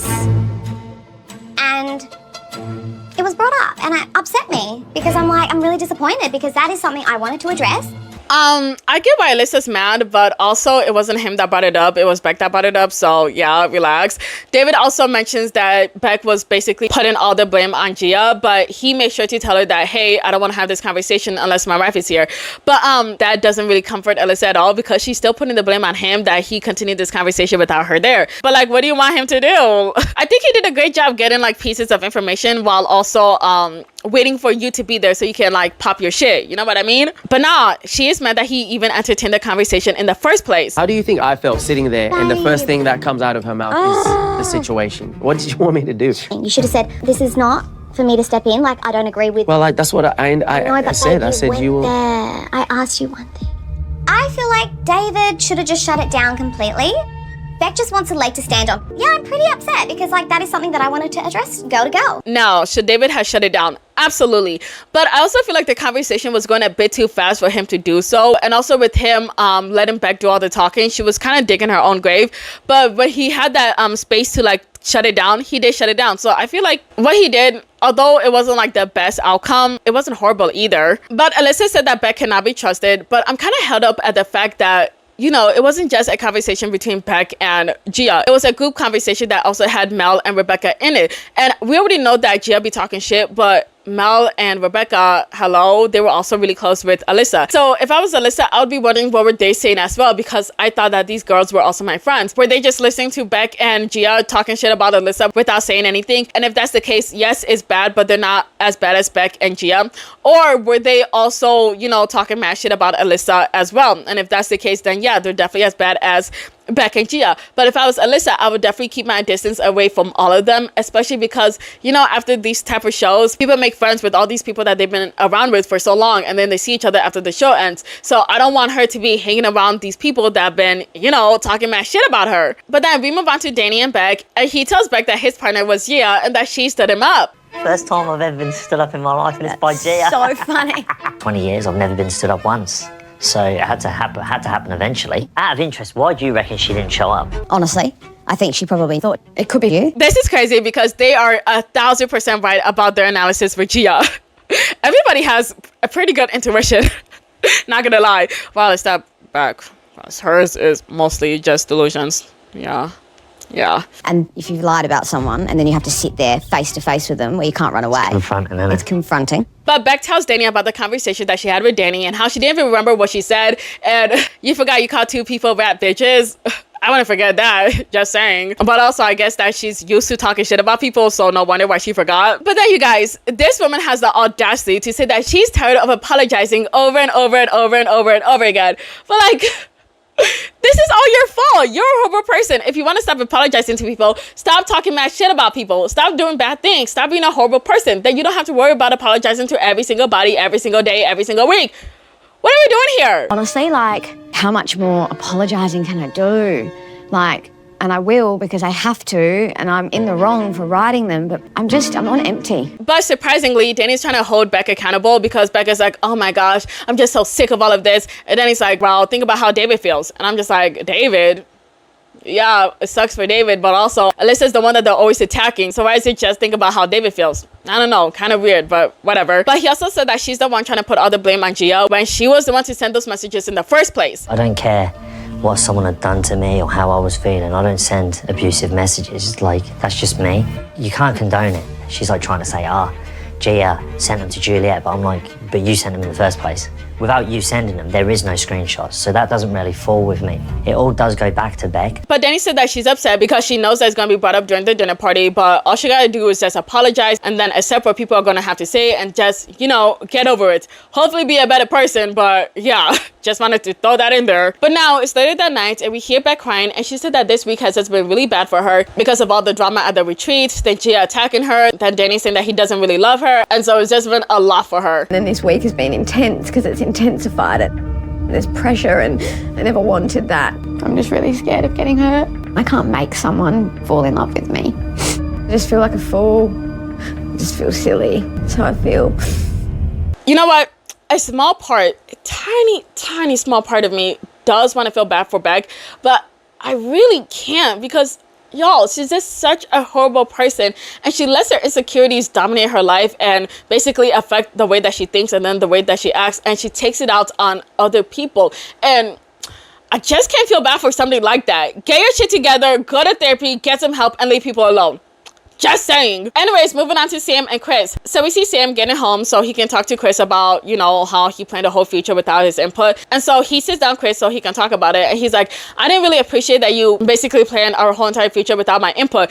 And y'all, before he can even finish, Chris shuts him down. Just like made a decision on how this is going to work. Actually, no. That's not true. I said if we were to work, and if we survive outside of this experiment, I said the most ideal plan would look like us getting a place in Sydney and then living at the farm. Just being like, that's not how it happened. Like, that's how it happened for me. Yeah. So, like, disregarding that. Like, I sat there and, like, this is what I heard you saying, and it felt like you were saying this is the only way. But Sam is shocked that Chris is so defensive, and he's not really used to somebody talking to him in, like, such a sharp tone. But Chris continues, and he said that it was just a suggestion. And I do understand what Chris is saying, but also, you put no thought about Sam's feelings also in that suggestion. So, yeah. Just saying. You don't know his plans or his future thoughts, so I don't know why he would say that without, you know, discussing it with Sam, but he did. But Chris thinks that this whole conversation is ridiculous and that Sam should be flattered that he's even thinking about a whole future with him outside of this experiment, and he doesn't even have time for this because he's 38 and grown and he has a kid coming in, and jeez, Chris, making me like you less and less. What's going on? I don't know how I feel. When someone tells me that something I did hurt them, I'll always lead with apology. But instead he was like, nah, that's not what I said, and cut me off when he did that. And then proceeded to tell me what he said. I was just looking for just to be heard. And Anyways, it's the next day and things are a bit awkward between them. Chris is mad because Sam said that he has no empathy, and so he wants them to sit down and talk about it so, you know, they can clear the air. But instead of doing that, he's like, I can't believe you said I have no empathy. Damn, we're coming in a bit hot, aren't we? He continues and he says, everybody says I'm an empath. How dare you? But it's okay. It's fine. It's whatever. Those future plans that I had in my head, I just thought of it while I was on a run. And maybe that comment was misconstrued or whatever, but that's fine. I'm happy to just move on from this. And Sam is like, dude, what the fuck? Even now you're sounding hella defensive. And yeah, he is. But Chris is like, no, I'm not. I am sad. I'm disappointed. This is all stemmed from the comment that I made on the couch. Sam's upset that I didn't consult him prior to thinking about this. I thought it was cute. I thought it was admirable that I had thought ahead of the experiment. He obviously feels different. He also feels that I was too defensive. So, yeah, unfortunately, it's a bit orcs. So we're gonna move on. So other couples got what I used to think was the expert box, but now I'm finding out is an honesty box that was sent by the experts. So yeah. My bad. But one of the questions that they have to answer is, what is something that you're not willing to give up for your partner? And Beck and Danny are answering this. And Danny said, kids, but that's because I'm so used to people calling me daddy. And he burst out laughing, and not gonna lie, that did get a chuckle out of me. But the only person not laughing is Beck. Y'all, she looks so freaking serious right now. And I'm just like, oh my gosh, Beck, is it that serious? But she's mad that he's making a joke out of everything while she's trying to be serious. But girl, you can laugh about this. This doesn't have to be so serious. Plus, I don't think he knew that you were trying to be hella serious. Don't touch me. I'm joking. But there's a time and a place for joking around. You're pissing me off. You're absolutely pissing me off. Why? This isn't just a task that the experts have given us and it's a hee ha ha.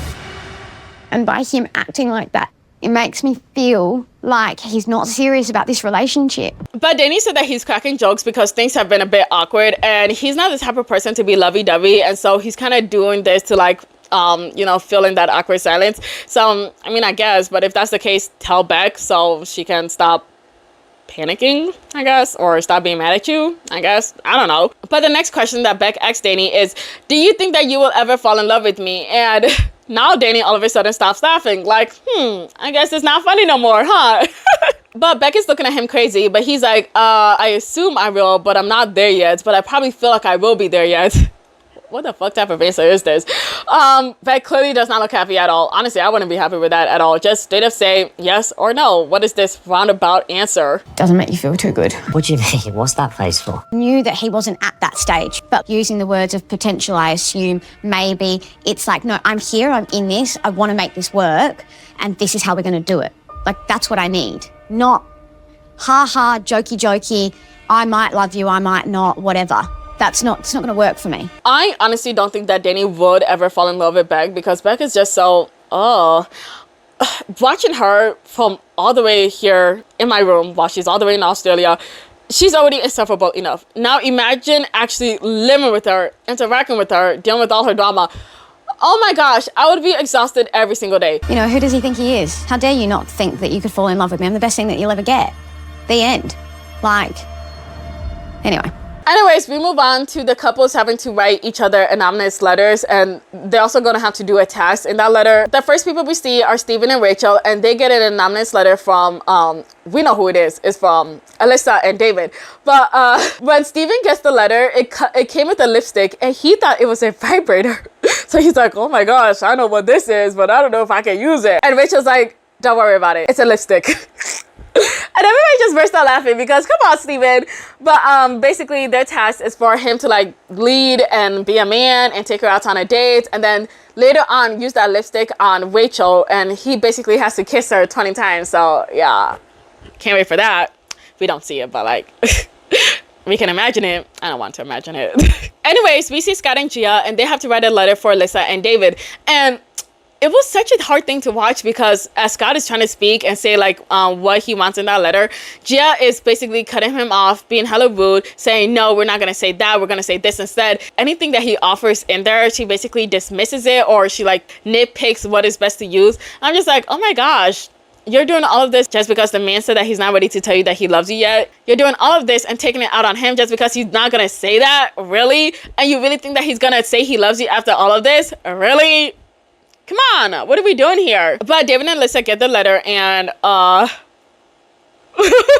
David has mentioned that in this relationship he needs more reassurance. Alyssa, we think that's something that you could work on. David, we know you love Alyssa's energy, but do you think long-term you can handle it? Our task we are giving you that you both write an open and honest letter with one another, discussing the things written in this letter. That does not make sense. That makes no sense. so they know immediately that it's Gia and Scott because 1, her handwriting, 2, it's lazy, 3, it looked like she put in no effort, and basically it just killed the vibe. And not gonna lie, it would kill my vibe too because it looks like you guys are not trying. Yeah, they're not trying at all. They honestly just want us to write a letter about a letter that they've just given us. They want us to write a letter about a letter. A letter about the letter with the things that are in this letter. That's... But I find it crazy that Gia's issues is now ruining their experience for other people, which gotta suck for David and Alyssa. But they decide to just ditch that shit ass tax that Gia wrote for them and just to do their own thing, which yeah, I would have done too. Might as well install the paper. Anyways, we go back to Steven and Rachel, and he's trying to do that date thing that, you know, was taxed for him. And his idea is to do microwave nachos with too much cheese on top, and it's not even like the nice yellow melted one. I think it's mozzarella. What the fuck are we doing? And honestly, I think this is crazy because earlier he said that he's a hopeless romantic, and this is what you do. What's even worse is that Rachel loves it. He made me some really bad nachos, and I'm really, really happy about it. I just think it's really sweet, you know? It's something so simple and so sweet. No one makes nachos like me though, do they? No, and maybe they shouldn't. I'm actually really irritated about all of this because I don't believe that Steven is actually really into Rachel. This doesn't scream love to me. It screams, let me do the bare minimum because I know that she's going to accept it and take whatever I give her. And unfortunately, he's right. The girl is loving it. And I'm just like, Rachel, what are you doing? All he did was go to the store, grab nachos, grab mozzarella, grab one little can of salsa, came back home, said, here, damn, look at you, cheesing. This is the happiest I've ever seen you. Like, what are we doing here? The man couldn't even look up a tutorial about a really nice dinner to make for his wife. Like, he couldn't go get some steak, some veggies, something. Come on. Whatever. Back to Gia and Scott. I don't know how it was possible, but her mood has gotten worse. Can you please not do that right near me right now with the floss? It's going to send me into a rage. The energy is... like at the moment, yeah, it's a little bit tiring, but I care about her and I want this to work. I don't want to have any more conflict or strain in our relationship, so I'm trying to help as much as possible to get through it. Anyways, it's time to read the letter, but after Gia skimmed it, she realized that she hates it, and so she gives it to Scott so he can read it. And I love you, Scott, but you kind of read at like a 3rd grade level. No shade, no shade, no shade. You just read kind of slow. Very slow. But I feel like that's okay because when I read fast, but I stutter and I make a lot of mistakes. So is it better to read fast, make a bunch of mistakes, or read really, really, really, really slow with no mistakes? Here, let me read it. Dim. It's all right, yep. It's all right, I'm just trying to read it. But I guess he reads a bit too slow because Jess snatches the paper back from his hand and she continues to read it.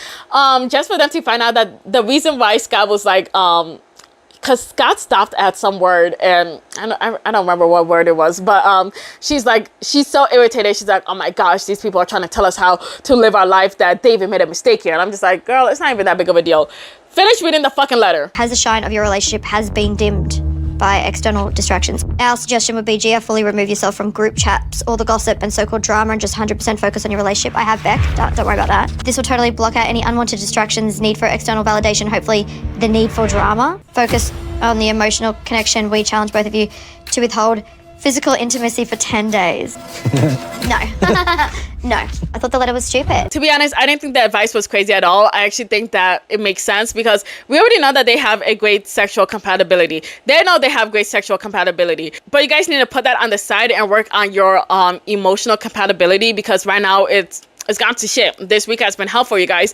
And you guys don't need to be focusing on sex. It's not like you guys are like, oh my gosh, I need to bang this person to see if we're good before marriage, like real marriage. You guys already had sex many, many times. You guys know you're good. focus on other aspects of your life that isn't as good, help that go up, and so you guys can be good physically and mentally. I thought that was a great advice. But Gia thinks that Beck was the one to write it, but I didn't think it was Beck. I thought it was Stella. And then the camera pans over to Stella, and I'm like, yes, I knew it. But then it goes back to Gia, and she's like, wait a minute, I don't think Beck wrote this. And I'm like, oh damn, so who did you think wrote it? Because I want to know your reaction. It's someone who doesn't know us well. I have no idea who wrote it. I thought it was Beck initially because the way that it was written, it seemed a bit harsh and a bit like something that she might say to try and piss me off. But if it was Beck, she'd know I'm not in any group chats anymore. So yeah, I have no idea who it is. I mean, it could very well be her and she's trying to push my buttons. I have no idea, but I'm not going to sit here and conspire all day. No idea. But Gia rips the letter, and Scott is like, damn, because he actually wanted feedback. He actually wanted advice. He actually wanted to, you know, follow this feedback week so he can improve the relationship that he has with Gia. But because Gia isn't really doing anything, he's starting to notice more and more cracks into their relationship. Anyways, we go back to Danny and Beck, and he realized that he made Beck really upset, and so he wants to fix it. And so Beck walks in, and she sees him waiting there with like a rose in his mouth and like food and candles, and it looked really cute. It deadass looked adorable. Honestly, it reminded me of that shit that Steven did earlier, and I'm just like, oh my gosh, take notes. This is what you actually do. Even though I know that, you know, Danny's not really into Beck, but it's like, it's the thought that counts. I would have preferred this, knowing that you didn't like me, than get what Steven did for Rachel, knowing that he doesn't really like Rachel either. Well, it's not confirmed, but it's like the way he moves, it feels like he doesn't really like Rachel. So yeah. Anyways, Danny even went further by putting like sticky notes everywhere, and they all had like compliments on there because he knows that Beck is extremely insecure. And so yeah, it was great for Beck. But now we see Gia, and she has finally reached her breaking point, and she said that she wants to go home. I want to get out of here, babe. I'm not coming back. No, I want to. No, I don't want to talk on mic, man. Everyone listens to everything. Why don't you just wait on the couch? I'll be there in a minute, okay? I don't think Gia's enjoying it anymore. I think she just wants to get out of it. And I will say that Gia has said, like, we want to leave together. Gia wants to leave, and I said, I'll go with her. So if we decide to go, we go. We go together. So now they're leaving, and what's really funny is that Alyssa just happened to go outside to be looking out the balcony, and she sees Gia and Scott leaving, and she's like, oh my gosh, I can't believe they're actually leaving. And I'm just thinking, oh my gosh, I can't believe the coincidence that you actually saw them leaving. So yeah. Episode 28. It's dinner party night. I'm so excited. So Gia and Scott leaving only lasted like 5 minutes. Apparently Scott gave her a nice weekend getaway, and because of that she was happy enough to come back. So yeah, good for them. Then we see Sam and Chris, and they're still not doing well after that whole fight, but Sam wants to bring up their issues to everybody at the dinner party, and I'm like, oh, okay. Okay, I know Chris is not gonna like that at all. Anyways, moving on to Beck and Danny. So Beck got promoted from wife to girlfriend. Yay. And I know what you guys are saying, Jessica, what the fuck are you talking about? That sounds like a demotion. But apparently to Beck, it's a promotion because she feels more secure. Like, yeah, I totally feel secure being a girlfriend than a wife. That makes total sense. To this, and he was like, well, yeah, you're my wife. And I was like, what about the security of actually being your girlfriend? And he was like, will you be my girlfriend? And I was like, do you want me to be? And he said, absolutely. So I'm a girlfriend and a wife.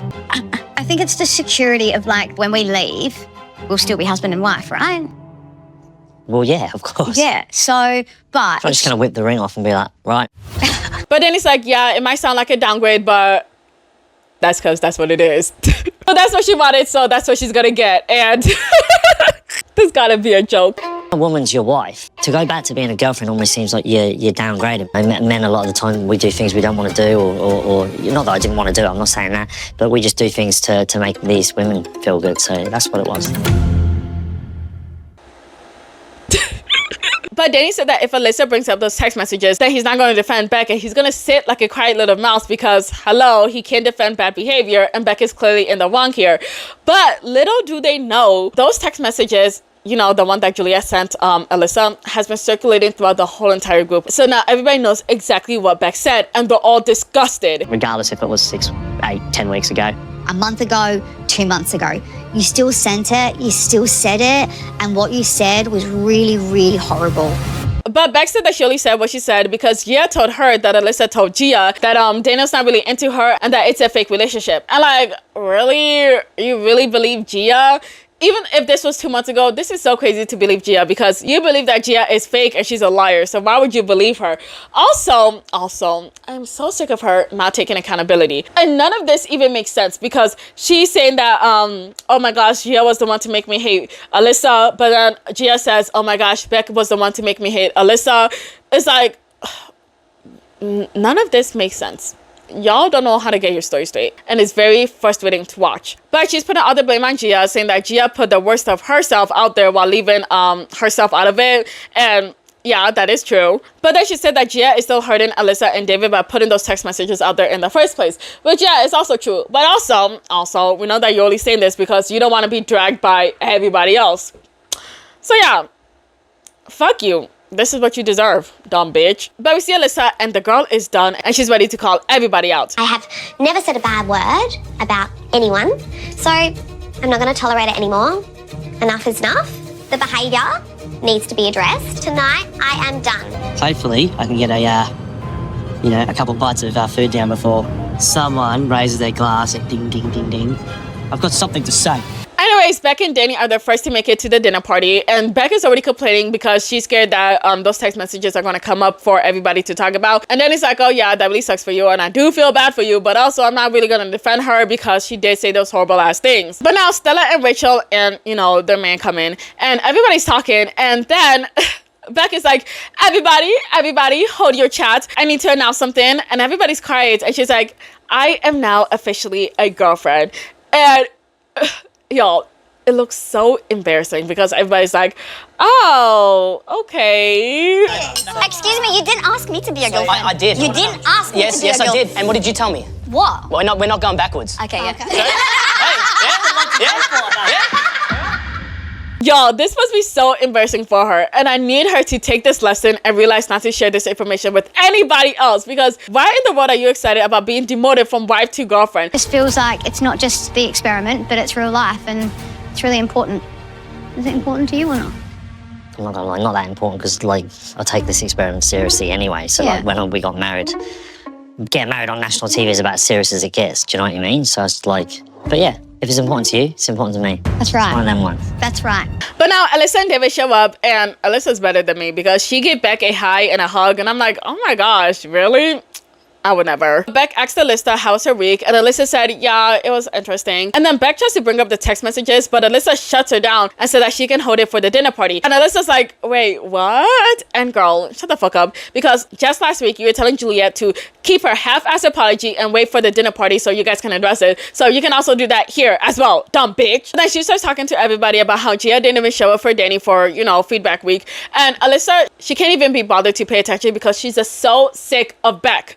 Beck had a lot to say about Gia, and I'm thinking, do I pull out the screenshots? She's probably going to say, Alyssa, that was like 4 or 5 weeks ago, it doesn't matter. Regardless of if it was 4 weeks ago or yesterday, it doesn't matter. Take some accountability for your bad behaviour. We're not friends, girl. Anyways, we see Sam and Chris driving to, the dinner party, and awkward silence the whole entire drive. Like, no shit. I think we were watching the screen like a full minute. Nothing from either of them. Sam's just like, hey, by the way, I just want to give you a heads up. I will be bringing up our issues during the dinner party because I feel like I wasn't getting through you during this week. And I'm just thinking like, oh, okay, great to drop it to him now, because if that's what you were thinking, I feel like you should have probably brought that up to him a bit earlier, but okay. Sam said that he just doesn't like how Chris doesn't understand how he was in the wrong, and Chris is mad. Like, he is angry because my husband and my partner has just dropped a bombshell on me 5 minutes before entering a social gathering. Make it seem like I don't leave a space that's safe for you to come up with feedback for me, and that's basically like the definition of gaslighting, is turning the situation around onto me. But they show up to the dinner party and they walk separately, and everybody can tell that something went wrong. But we see Chris talking to a couple of people. I think he doesn't tell them exactly what's going to happen, but he lets them know that something's going to happen. While Sam is actually telling Danny and Beck the actual events of what happened. Then Gia and Scott walk in, and they are in a great mood. Gia even gives Beck a hug, and I'm like, damn, that weekend getaway actually really did help you guys. Definitely helped Gia. But Chris sees Gia, and he runs straight towards her, and he tells her everything. And Gia's like, oh my gosh, I never liked Sam anyways. I knew from the moment I saw him, that man seemed calculated. And I'm like, sure, Gia. Okay, here we go again. But now it's time for the dinner party. and y'all, I have never seen such a silent dinner party. Everybody is quiet and they're just eating their food and nobody's making any noise. And I feel like it's because of the high tension around the text messages, but like, yeah. Have you been, Alyssa? Are you okay? I've had enough of this these individual conversations and sweeping shit under the rug. I feel like it all needs to be brought to light. And I feel like the other couples need to know as well. So Alyssa said that she got the receipts and it's from 5 weeks ago. And Beck cuts her off and she's like, no, it's actually from 2 months ago. And Alyssa's like, no, I seen the dates. It's from 5 weeks ago. And Beck is like, yeah, but it's from 2 months ago. Like, Beck, shut the fuck up. I feel like she's trying to make it sound like it's farther away in the past, so it shouldn't be taken as seriously. But at the end of the day, you still said it. So it doesn't matter if it was 2 weeks ago or 10 weeks ago. You still said it. But Alyssa said that those text messages were vicious and vulgar and that she called her and her husband a rat and that she would never say such a thing to anybody else, and that she has seen this repetitive behavior from Beck, not just to her but to multiple people. And Beck is like, wait, but Alyssa's like, no, everybody at this table has been affected by your behavior. But Beck just keeps trying to cut in, and it's like she's not trying to listen, she's just trying to speak. And it's just so frustrating to watch because shut up, let this girl say everything she wants to say and then you can respond. But it's like I don't even want to say that she's just hearing to speak. The girl's just not even trying to hear and just trying to speak. Point blank, period. That's it. I know that you're saying sorry, and I know that you've said sorry, but I'm saying now, listen to me for 1 second. I feel like Alyssa was really trying to hold her own, but Beck keeps talking over the top of her. We saw it at retreat with me. It's just really frustrating. I understand what you're saying. I'm just trying to have just let me have a piece. But Beck said that all Alyssa saw was snippets and that's it. But she's so sorry for everything she said. And Rachel's just so fed up and she's like, oh my gosh, here we go again. Beck is going to try controlling the narrative and move the responsibility to somebody else and try to make somebody else take accountability. And yes, that's exactly what she does. So Beck is like, yeah, even though I did say those things in those messages, I'm not going to tell you everything that everybody else has been saying about you and then take those screenshots and send it to you just to hurt you, just so I can get back at somebody else. I'm just like, oh, okay. So one, not only are you telling her that other people have been talking shit about her, but you're trying to make yourself look better than Gia, because she's definitely talking about Gia, but you're trying to make yourself look better than Gia because unlike Gia, you're not going to take these screenshots and send it to, Alyssa, even though you just let Alyssa know that, yeah, everybody else has been talking shit about her. Great. But she keeps trying to put the blame on Gia, and to Beck, all roads lead back to Gia. She isn't able to take on any sort of accountability for her action. This is what Beck does. Yeah, she is wrong and tries to think of anyone else who's involved that she can then blame for her actions. We have a war, right? But Gia sent them to Juliet and Juliet's gonna shit on everyone. And what that's done is hurt you two when you guys don't deserve to be hurt. But David said that in the real world, they would never continue to talk to somebody that had said so much vile shit about them. And because this is an experiment, they have to be cordial around her. But she's a fuck ass bitch. He didn't say that, but I sure did. But Alyssa is mature and she says that she just wants all of this to stop and she doesn't want to be dragged into any more of the bullshit drama. And yeah, honestly, I would have dragged Gia and Beck because they are just so fucking annoying. If you guys are gonna have drama with each other, keep it between each other. Don't be dragging everybody else into whatever you guys got going on. Keep it to yourselves. Damn. Moving on to Chris and Sam. So my ass is hurting. I'm really gonna skim through this one because my goodness. So basically Chris says that he wants to talk to the whole group, but before he can actually say what he wants to say, Sam is like, you know what, I'm gonna say what I need to say first. And he tells everybody how they had a fight and he thought that they already squashed the beef, but all of a sudden Chris wants to bring it up to everybody here and he's just really mad that he will do that. But not only that, but Sam told him 5 minutes before he got here. And then he's like, okay, I'm done saying my piece. Now you can say whatever you gotta say, Chris. And then I'm gonna say my story right afterwards. And I'm just like, I thought if you were gonna go first, you would say your story now, but instead you told everybody why you're upset and how Sam did you dirty, but okay, whatever. Anyways, Chris tells everybody the situation and what happened and how when he tried to talk to Chris about it, Chris was very defensive. And even when you look at Chris, he looks hella mad. He doesn't even look like he wants to be there. So after he's done, Chris comes back in and he's like, I already apologized so many times, but he's not even accepting any of my apologies. Chris said that none of your apologies seem genuine. And he's like, oh my gosh, I can't believe you can't tell that any of my apologies seem genuine. And so they start going back and forth and everybody's like, oh damn, we thought that these guys were the perfect couple, but they're really not. But another problem that Chris had with Sam is that Sam called him a gaslighter and he did not appreciate that at all. But the group is like, Chris, you are being a bit defensive, and it seems like Chris just brought this up so we could so we could hear both your sides and then come to a conclusion. But look at the way you're acting. But Chris decides to apologize to Sam, but it seems like a here damn apology. It didn't seem sincere. And what's even worse is that when Chris is given this apology, Sam starts laughing. Why are you laughing? Because I asked you to do this morning. I'm doing it again. I'm doing it right now. This is what you wanted. You want it in front of the group. And you won't even let me finish the apology. I am genuinely sorry that I hurt your feelings and I put pressure on you. That was not my intention. I'm sorry that I was defensive.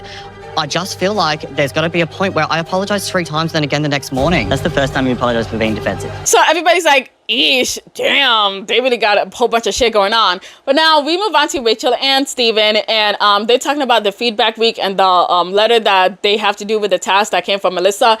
And Alyssa asked them if they did the kisses, and Steven's like, we don't really feel comfortable sharing that, which, you know, he doesn't have to share it if he doesn't want to. Last time they shared something about their intimate life, we all saw how that ended up. But Steve puts his foot down and it's like, I just want everybody to stay out of my business with this whole intimacy stuff, whatever. And everybody's like, oh damn, okay, Steve, you got some balls. Even I was impressed because finally you're letting people know that, hey, we appreciate that you guys care about us, but we got it from here. Stop asking us about our intimate life. So yeah, that was really good. Danny talks to Gia and he's like, Gia, you didn't show up for our, you know, feedback thing. And Gia's like, oh yeah, I was so busy packing up and I was like so stressed and whatever. Okay, sure. But Danny's like, oh damn, that really sucks because I really want to hear an advice from a woman because I'm always surrounded by men. So I would appreciate it to hear an advice from, you know, somebody that's not a man. I'm just like, yeah, but no. Danny is a liar. He's full of shit.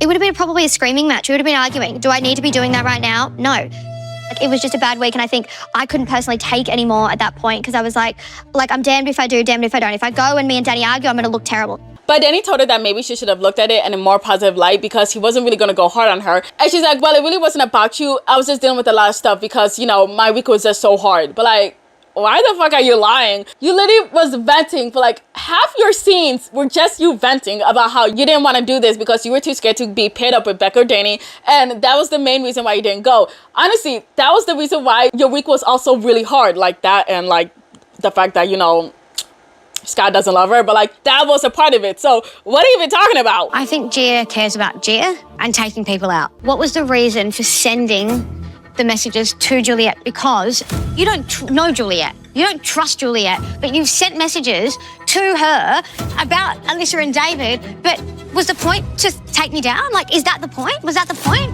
Honestly, I need Beck to shut the fuck up and let this whole screenshot thing go because Alyssa already said that she doesn't want to talk about it anymore, so why are you even bringing it up? Let it go! But Gia said that she only did that because she noticed that Beck was trying to take her down, so she wants to take her down first. And Alyssa's just so fed up and she's like, stop using me as a pawn. Stop putting me in you guys' drama! And I agree with her. Imagine just minding your own business and people just keep throwing shots at you because they hate each other. Like, what the fuck did I do?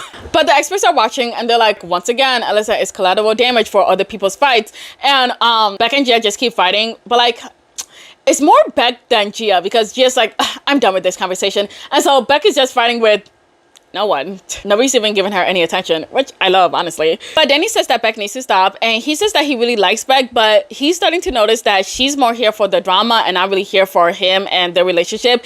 And it's clear for anybody that's watching that she's focusing more on the drama with her and Gia than she is focusing on her husband. I feel like Beck and Gia are out for like top dog spot, and I'm sorry, there is no top dog here. Let's remember why we're here. To meet a match, to have the opportunity to find love. So if you're more busy about like sending shitty messages about people, sending out screenshots and like, oh, you said this and you said that, then why are you here? But then she turns to Danny and she's like, Danny, are you okay? And he's like, no, not really. But he tells her that he's sick of all the drama, but he tells us that he's ashamed of Beck. And I'm just like, okay, can you tell Beck instead of telling us, please? But he asked her how would she feel if she had to come to the dinner party every single week and there was drama every single time. She's like, oh my gosh, yeah, that would be really frustrating. And he's like, yeah, it would be, right? And she's like, yeah, but I just feel like it's happening because we're just surrounded by vicious people. But I don't think this is gonna happen outside of the experiment, but like, yeah, I do think it's gonna happen outside the experiment. Danny, I have no doubt that this woman is gonna be going after your female friends and possibly your sisters. One wrong look at her and then she's gonna think that that person is against her and that the whole world is against her, and then she's gonna be starting beef with that person and anybody else that defends that person. She'll be saying nasty things about everybody behind their backs, and then you'll have to pick up the pieces, and then you're gonna be having this tough decision over and over and over again with Beck saying, it's me or them, me or them, me or them. Is that what you really want for your future? Is this the type of person you actually want to be with? Because I would not be able to handle that type of person. But he tells her that he'd rather go to the dinner party to talk about positive things and not, you know, deal with all of this fuck-ass drama. This is a troubling sign, isn't it? That Danny has started to second guess his commitment to Beck. And these text messages, while he knew they were out there, they've come up again, and he's really now retreating. I don't know why you're getting upset. I'm just saying my piece. Lost for ride or die, and you're... I am ride or die. I am. You're throwing No, me under the I'm bus. not throwing you under the bus. I'm ride or die. You saw that at the retreat. But she's like, oh, come on. We have a great relationship, so don't sit here and just try to change that because of some drama. And he's like, well, I never said that. And she's like, oh, I just want you to be worried about what you say. And I'm just like...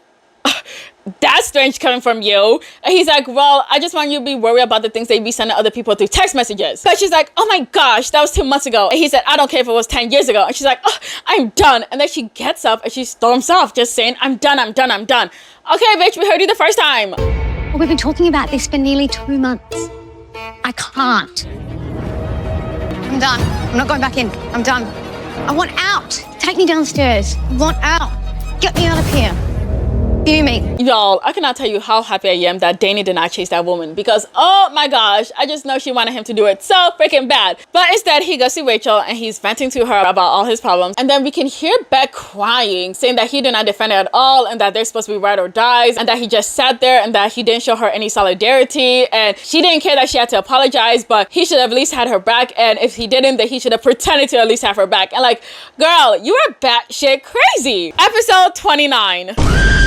So Gia's worried that the experts are gonna jump her for walking out, and she's really mad that they didn't really question Beck for anything. But I think the reason why is because she was the one to send the screenshots to Juliet, and they were dealing with Juliet. And so because they were dealing with Juliet and the screenshots, they needed to figure out who sent Juliet the screenshots in the first place, which is, you know, Gia. So of course they're gonna, you know, go off on Gia. But just like Danny, Scott is also tired of all this drama. This whole experiment has been very tough in regards to the drama side of things.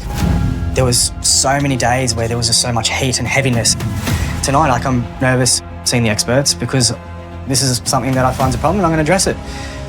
Not looking forward to how she's going to feel about it, but I can only be honest. Now, I don't know where Scott got all this confidence from, but I think maybe he thinks that because the experts are there, maybe they're gonna back him up. And so that's why he feels comfortable in saying everything that he gotta say now. But moving on to Beck and Danny. After that whole fight, they're actually doing really well now. So yeah, good for them. Apparently they talked it out. Okay. I guess, whatever. I don't care. But Danny said that he was really shocked when Beck said that she loved him because she gave no indication whatsoever that she even had feelings like that. And so when she brought it up out of nowhere, that's why he was so shocked. And that's why he really couldn't like say an answer right there, because he was just so shook because to him, it came out of nowhere. But they asked him if he will actually ever fall in love with her. And he's like, well, right now it's kind of hard to tell. But he said that he's not even craving intimacy with her because, you know, her behavior. And yeah, I don't blame him. Who would want to be romantically involved with a crazy ass bitch? Definitely not me. But anyways, it's time for the commitment ceremony. Everybody walks in and the first people to go are Gia and Scott. But expert John wants to know why Gia walked off. I was getting in trouble for the screenshots involving Alyssa, but the other person wasn't getting in trouble for what was written in the screenshots. It felt very against me, and I just felt like attacked. And I just felt like it was a bit unfair, to be honest. I just felt like, oh, what about the screen? What she was saying? Like, just me.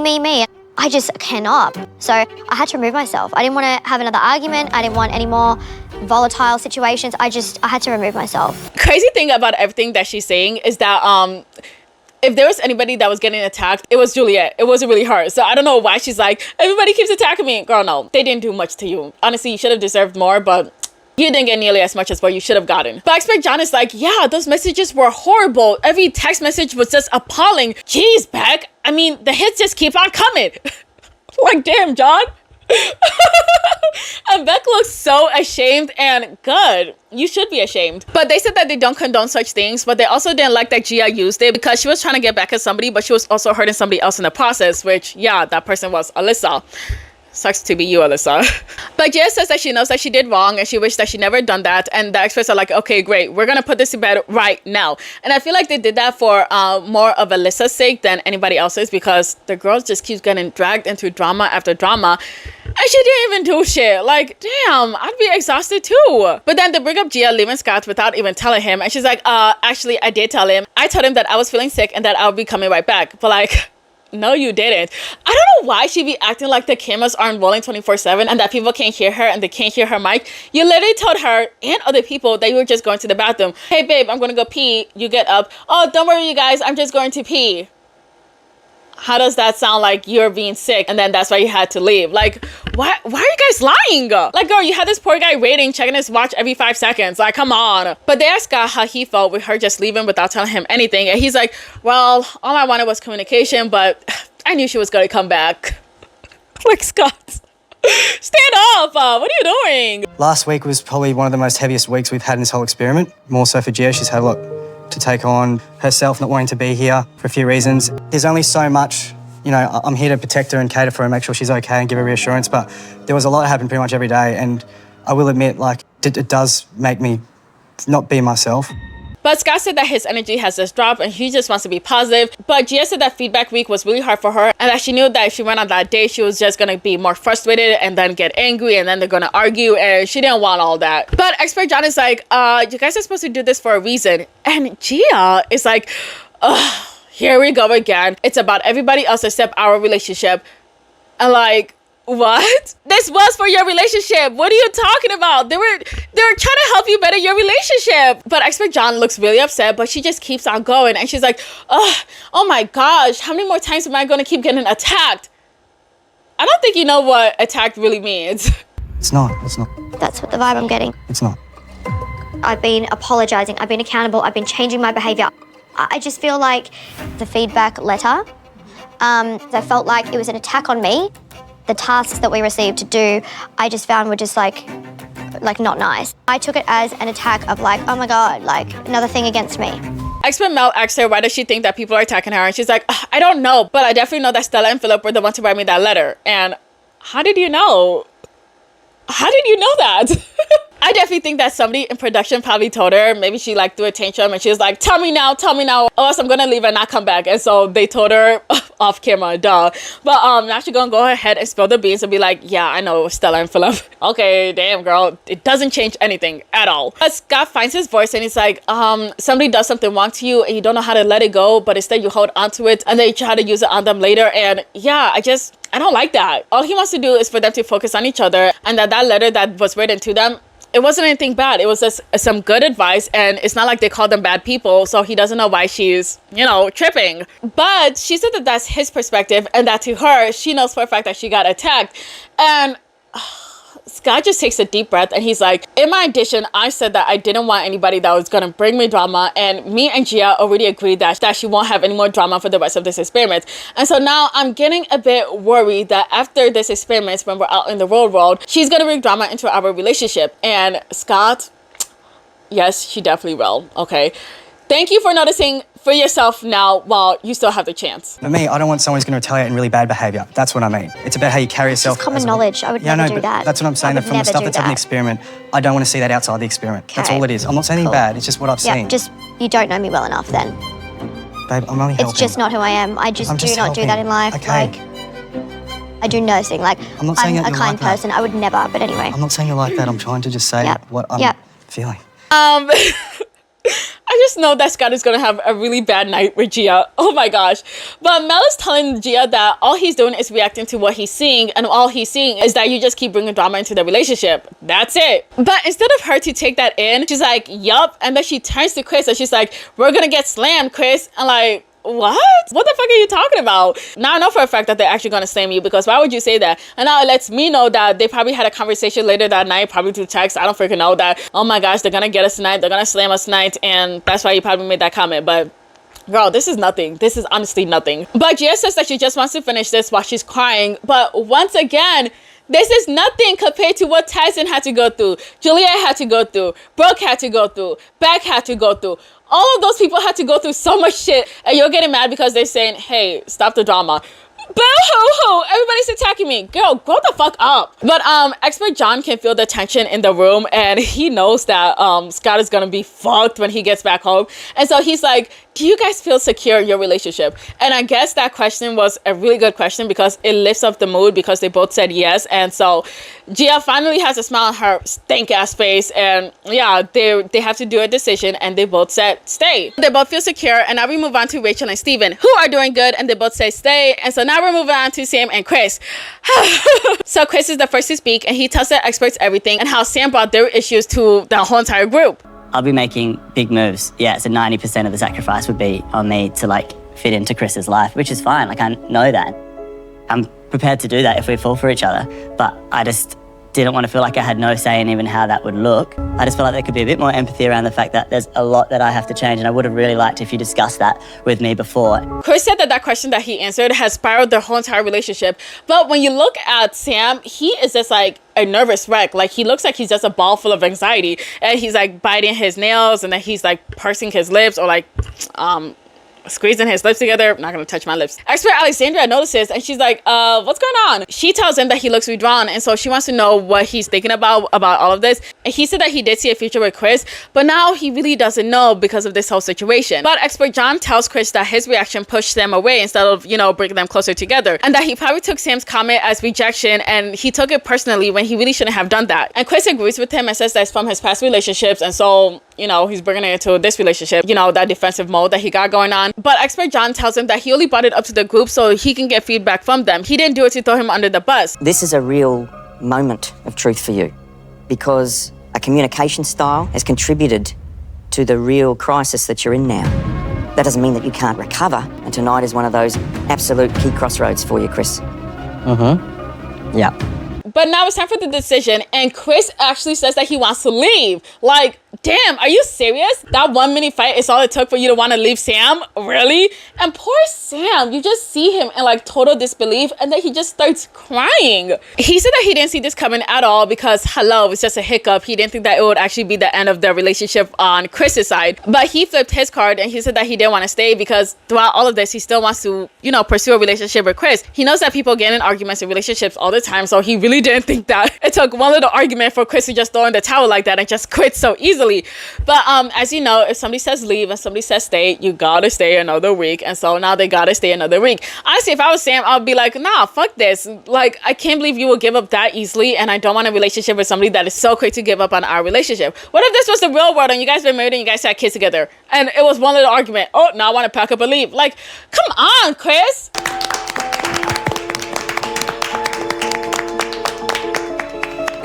He's my darlings. Well done, guys. I'll just want to go. I am dead ass so sad for them, but also I'm so angry at Chris because how do you say you want to leave after all of that? You are in the wrong. Sit and listen. Or is he saying like he wants to leave, this, you know what? No, there's no excuses. You're in the wrong. Anyways, it's Alyssa and David's turn. So they start off with those text messages and how it was horrible and it ruined their first week. But all they want to do is just to move on. And so that's exactly what they do. They quickly move on and they start talking about, sorry, I just kicked you guys. They start talking about their future plans, their future goals, where they want to move. And basically he's going to move to her. And yeah, they got everything settled. Their decision, they both chose to stay. Duh. Moving on to Philip and Stella. So they're doing much better. Last commitment ceremony, they did have a lot of problems. I don't think I ran through it with you guys how they were able to solve their issues. Basically, they just talked it out. My issue with them is that their conversations are so boring. They're so dry. It's like things be spread out for like 5 paragraphs when they could have been said in like 1 sentence. So that's why I just get with it. Like, yeah, they're figuring their shit out. Yeah, they talked about this. Yeah, like, it's so hard to, like, keep your eyes open on their segments. But that's a good thing. That means they're healthy and happy. So, yeah. So, they talked about their issues. She mentioned that she took their advice, like, seriously about how she needs to stop being so hard on him and stop having these high expectations or whatever. And she relaxed a lot. She stopped overthinking things. And because of that, she's now really happy. And, yeah, they're good. I hope. Because I just made all that bullshit up. Moving on to Beck and Danny. So Beck reminds the experts that she told Danny that she loved him. And Danny just physically gets uncomfortable. You could see that he's dreading what this conversation is going to be about. But she asked him if he could see himself falling in love with her. And he didn't really say yes, but he also really didn't say no. But he said, potentially I could. I would assume so. And because of that, that made her spiral. Because of course it would. But she doesn't want to have that make her doubt her feelings for him. But Alyssa's watching and she's like, oh my gosh, Danny looks really nervous. And expert John wants to know more about, you know, what was going on with that question and that whole love thing. And yeah. I think I misinterpreted the question. Because it's a pretty black and white question. If I give Beck my word on something, I'm always going to stand to that. I don't think saying, yes, I can 100% fall in love with you would be the right thing to say, because it's almost making a promise, which I don't think you can promise that before you're in love with someone. But expert John has to remind him that the question wasn't, can you promise that you'll fall in love with me? It was, can you see yourself falling in love with me? But he's like, okay, well, that question really shocked me. And so I made a mistake when I was answering it. And, you know, I'm only human. And yeah, so I apologize if I hurt Beck's feelings, but okay, thanks for that, I guess. Go ahead and answer the question now that you're not shocked and you know what the question is. But he continues to be like, yeah, I made a mistake. And Beck, she's like, it's all right, baby. It's okay. Like, Beck, what are you doing? Now's the time for you to be crazy. But expert John said, you look really nervous right now. And he's like, yeah, that's because I really don't like talking about my feelings. And if it wasn't for Beck, I wouldn't be here right now. And I'm like, And everybody else is like, what? Because what are you talking about? You signed up for a show where you knew that you were going to marry a stranger. You signed up for a show where you knew that you were going to talk about your love and your feelings and everything like that. You signed up for a show where you knew that you would have to sit on a couch and talk about your relationship with the freaking experts. What are you talking about that you came here for Beck? You didn't even know Beck. She's a stranger. What is going on? Even Beck clocked it. She's like, what? Like, a lot of blokes do things they don't want to do because of Hold on a second, Dal. 1 second, babe. I love you, actually. But this is not all for me, Dal. No, I know that. They're helping you too. Trust me. These couch sessions are not just for Beck. You signed up to the experiment on your own, saying that you wanted to break some patterns. So this is the chance for you to do that. But they asked him how he would answer, and he's like, yes, I can't see myself falling in love with Beck. And they're like, is that the truth? And he's like, yes. Free Danny from his own lies. What are we doing here? But the rest of the cast can see through his bullshit. But Beck, for some freaking reason, it's like, yeah, he even asked me to be his girlfriend. And why did you bring that up? But the experts are like, oh, you did? Why did you ask her to be your girlfriend? But he's like, because she asked me to. And they're like, oh, okay, but why was it important to you to ask her? And he's like, oh shit. Because it gave her security? Like, is that a question? Are you asking us a question? But they're like, no, why was it important to you, not Beck? Why was it important to you to ask her to be your girlfriend? And y'all, he's just thinking, and some people are even laughing, and he's like, because it's important to Beck. And they're like, bro, are you even listening? Why is it important to you? And so he starts hesitating for the longest time. And I'm like, damn, Danny. Just tell the truth and say it wasn't important to you. She asked you and you're like, okay, bet. And then you just did it. You weren't really putting much thought into it. You just did it because she just told you to do it for her. That's it. Because I know it'd be special to Beck. But why was it important to you? Because I wanted to be my girlfriend, like, you know? Yeah, that's why I done it. Cute.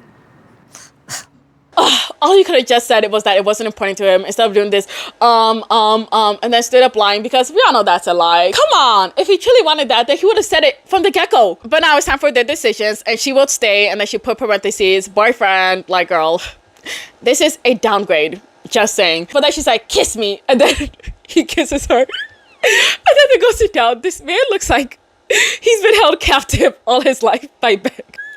I want to say free him, but at this point, you're exactly where you need to be at, because oh my gosh, episode 30. Finally. Finally. So this week is homestays week, and basically they're going to see each other's house, or just one person's house. Or I think it's the house where they're going to see themselves living in their future, so who's going to move where. Yeah, I think that's what it is. I hope so. But we see Gia and Scott first, and of course, after last night, she's not gonna let whatever happened pass. And she's really upset because all the problems that he brought to the experts, he never brought it up to her. And I think it's because he was scared to bring it up to you, because whenever he brings stuff up to you, you just shut it down, or you get in an argument, or you just throw a hissy fit. So maybe that's why, just saying. But poor Scott, he apologizes. He's like, I'm sorry that I made you feel that way. And she's like, you're just apologizing for how I felt. You're not apologizing for what you did. And I'm like, damn, do you just want him to shut up and deal with you for the rest of his life? Please. If I'm going to say anything that I'm struggling in a relationship, it's because I want to fix it to make us better. I'm not here to try and make my partner look bad. I'm trying to help us. But she immediately gets into defensive mode. I'm at the point where I don't know what to do and I feel like I can't speak. Been a lot. That's why at the start So I didn't need a grilling last night from my husband on the couch either. Okay, well, I apologise that you feel like that I gave you a grilling. I'm just trying to help you because I care about our relationship. But Scott said that he's getting frustrated and he doesn't know what to do, and these constant fights and arguments is the reason why he can't say that he loves her, and I don't blame him at all. But now we see Beck and Danny, and she's really excited to show him her place, and she's like, oh my gosh, she's gonna see me in my natural habitat. And then she tells him that the area is really good and that they can raise kids there, and he's like, oh yeah, sure. And he basically compares it to a gorilla. I've known Beck inside the experiment, where obviously there's a different side to Beck, which is when she's at home. You don't know a gorilla until you see the gorilla in its natural habitat, is what they say. So, not comparing Beck to a gorilla, but yeah, it'd be nice to see her in a natural habitat. He said he didn't, but he low-key did. But now we see Sam and Chris, and yeah, it does not look good at all. Sam is basically depressed in bed. Chris said that, yeah, he fucked up, but he wants to fix things by taking him to the farm, and maybe that can rekindle their love. So yeah, good luck with that, I guess. But now everybody's on their way to see where everybody lives, and Scott's house is at the Gold Coast, and yeah, it's really nice. He's excited to show Gia around, and I see his place, and it's real nice. But Gia is complaining about nothing. Oh, it's a bit messy. Messy? There's stuff over there. That's just my bike helmets. Okay. I'd be lying if I didn't say I'm coming in here looking for a problem or looking for something to not be happy about. Like, that's just what women do. She said that this is just what women do, but no, this is what crazy people do. Ain't no regular woman doing all that. Why do you have a rug on a rug? Put your feet on it. Ugh, so random. Do you game? I work. What are they? It's more of an ornament. Don't know why that's there. I didn't know where I was going to put it. Be better if that wasn't there. Oh my gosh. Weird.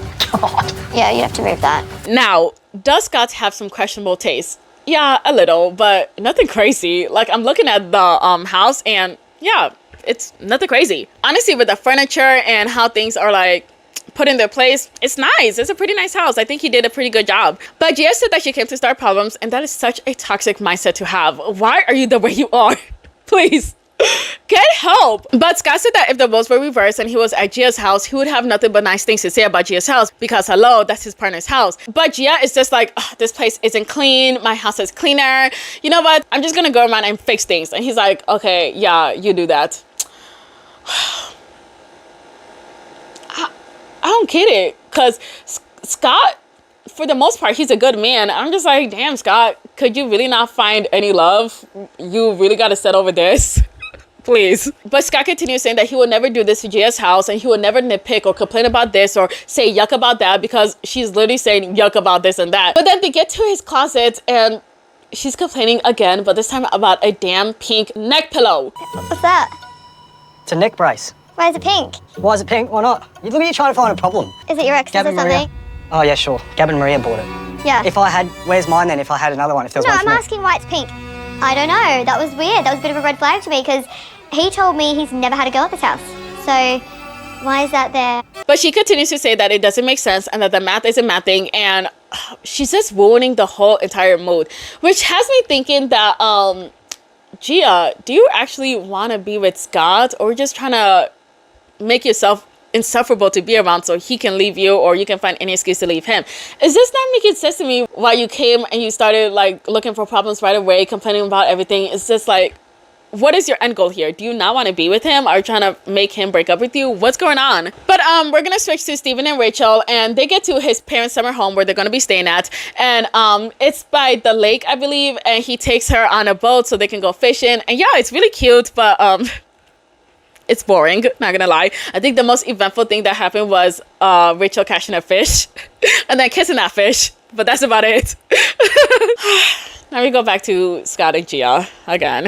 Oh my gosh. So this time she's complaining about how her stuff is not gonna fit in his closet because she just has way too much stuff. He's like, babe, don't worry about it. We're moving, so it doesn't really matter right now. For me personally, I don't want to be like a princess or like annoying, but like his closet is big, but I'd have to share that closet with him, and it's like just all my stuff would be crammed in one like shelf in one area. It's just like that's not comfortable for me to live. She's saying that she doesn't want to be annoying, but girl, that is exactly what you're doing. You're being so fucking annoying right now, and for what? The complaint is unnecessary because y'all are moving. Y'all are gonna get a bigger house that's gonna fit all your closets. Why are you doing so much? But she's like, oh my gosh, Scott, I have 2 closets, and I also have a whole room where I do all my makeup and my stuff, and I also have shelves that carry a whole bunch of my other stuff, and where am I gonna have room for all of that? And he's like, yeah, I know, we're moving. And she's like, and then my daughter, where's my daughter gonna stay? You have things filled up in your room. And he's like, yeah, I know, but we're moving. And she's like, but my mom is coming too. Where's she gonna stay? Well, where are we gonna fit my mom and my daughter in all my closets? And he's like, yeah, I know, we're moving. Like, I'm tired. I really am tired. None of this matters because y'all are moving. So why are you starting so much arguments with this man? What is your problem? I'm saying temporarily. Apparently there's no positives. And this is the problem. Yeah. For a guy before I met you by No, this himself, is great it's for a been guy for himself. 100%. 100%. Like it's great. But I don't want to cram in one little section of your No. closet. Like that's like I can't do that. Raises a few questions, like is she like that with anything that's around me or that I introduce her to? It's just probably not big enough for what I'm used to. But for you, it's good. Y'all, I really believe that she's just trying to find any faults so she can leave Scott. Girl, if you don't want to stay with this man, say it with your chest, okay? You can say everything else to him. Go ahead and tell him, hey, I don't want to be with you. Let's break up. Instead of doing all of this. Anyways, we move on to Stella and Philip. So they're going to go meet her friends. And it's the 2 people that don't like Philip. Remember Joe and Layla? Layla was able to make amends with Philip when she met him the last time. But Joe, he never did that. And based on his reaction in the first episode or second episode, I don't know. But he came in hot against Philip. I don't know if they're ever going to make amends, but let's hope that they will. After what happened last time. Oh. But Joe said that he wants to catch Philip off guard. So yeah, you can already tell that this man is not coming in with good intentions at all. And I'm definitely not going to be disrespectful. I'm going to listen, absorb, because, you know, you don't mess with someone that's making your food, you know? No dietaries, right? Or the person that does your tax, you know, so... But Joe said that he's here to protect Stella, and then he starts kind of like guilt-tripping Philip, saying that, oh, she left her whole life behind, she came here, she has nobody, and Stella really doesn't like that because she wants Philip to move here on his own and not because of, you know, pity. But then Joe's like, Stella, I can sense your energy right now, and I feel like you just don't have full confidence in this. And Stella's like, yeah, you're right. And Philip is like, huh? And I'm also like, huh? Because Stella, even if you say that, why would you tell Joe that? You know he's gonna use that for later. But she said that she doesn't want to put too much pressure on him. And Joe's like, oh, okay. So out of 100, where are you at? And I just get so annoyed with Joe because he wants to start problems. But Stella said that she's at 100, and I'm like, thank God. But then he asks Philip, and Philip said that he's at a 75, and everybody's like, what? And I'm even like, what? Philip, why would you say that? In front of Joe? Why? But unfortunately, we get moved back to Jay and Scott, and they're making his bed, and I don't know why, but she starts talking about the size of the house that she got and how she even makes the bed. And I'm just like, girl, this is so unnecessary. Why does anybody need to know anything about this? My bed has like 2 sets of these, another big Euro, and like 3 other ones across here. I have like a big thick like furry mink that I fold and have on a certain way. I have like heated blanket underneath because I'm always cold. Jeez Louise. Yeah, like so many things. I have like 3 mattress toppers because I want it like cloud. So after they make us suffer by hearing all of that, we go back to Stella and Philip again.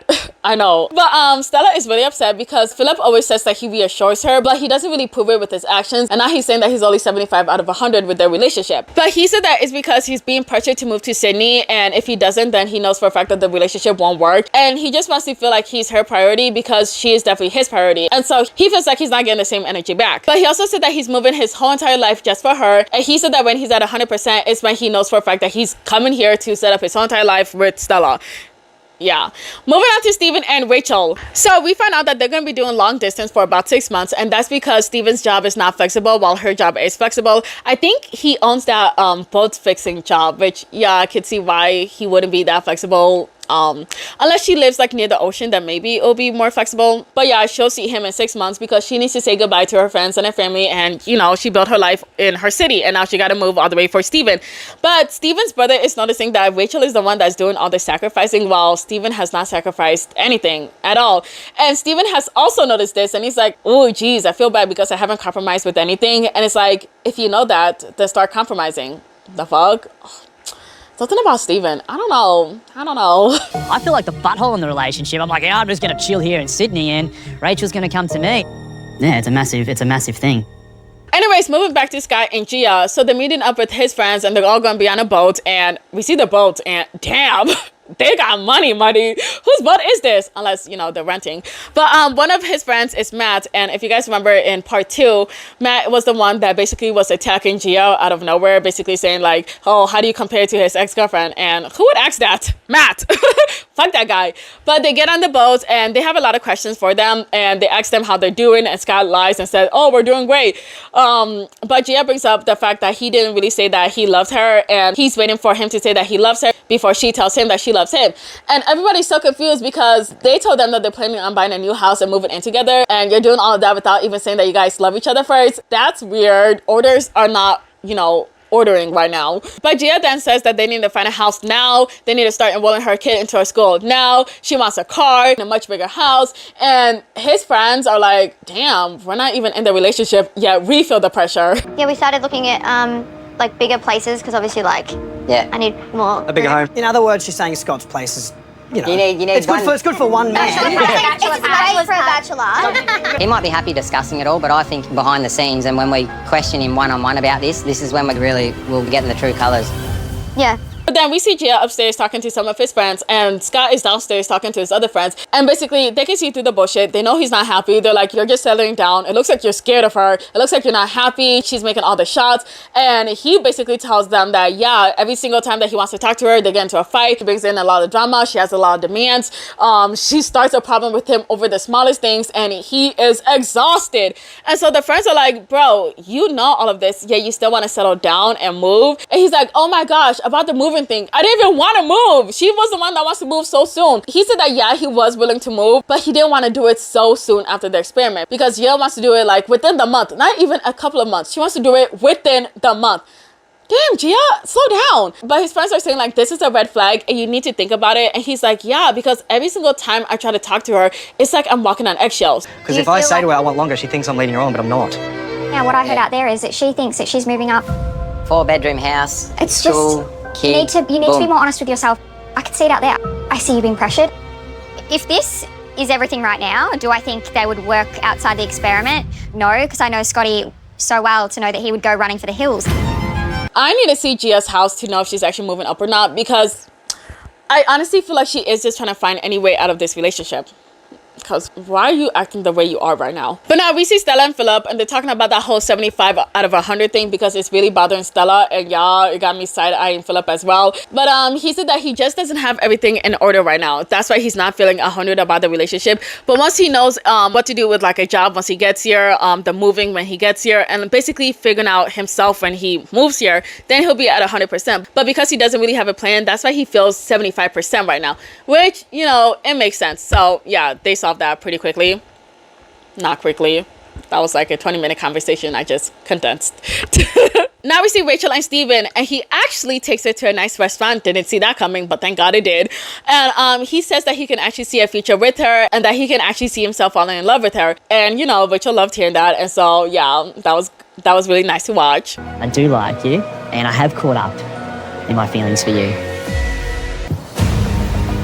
This is amazing. Like, it really reaffirms that I'm not out here by myself. Like, the feelings are real, the feelings are mutual. We're leaving here stronger. Back to Gia and Scott. So Scott wants to tell Gia all about his concerns and the issues that he has with, you know, them getting together, you know, after the experiment. But before he can, Gia's already snapping at this man. Like, damn, he didn't even say anything yet. But after she's done berating this man, he's like, oh my gosh, do you even 100% trust me? And she's like, be specific. What do you mean by that? Like, what?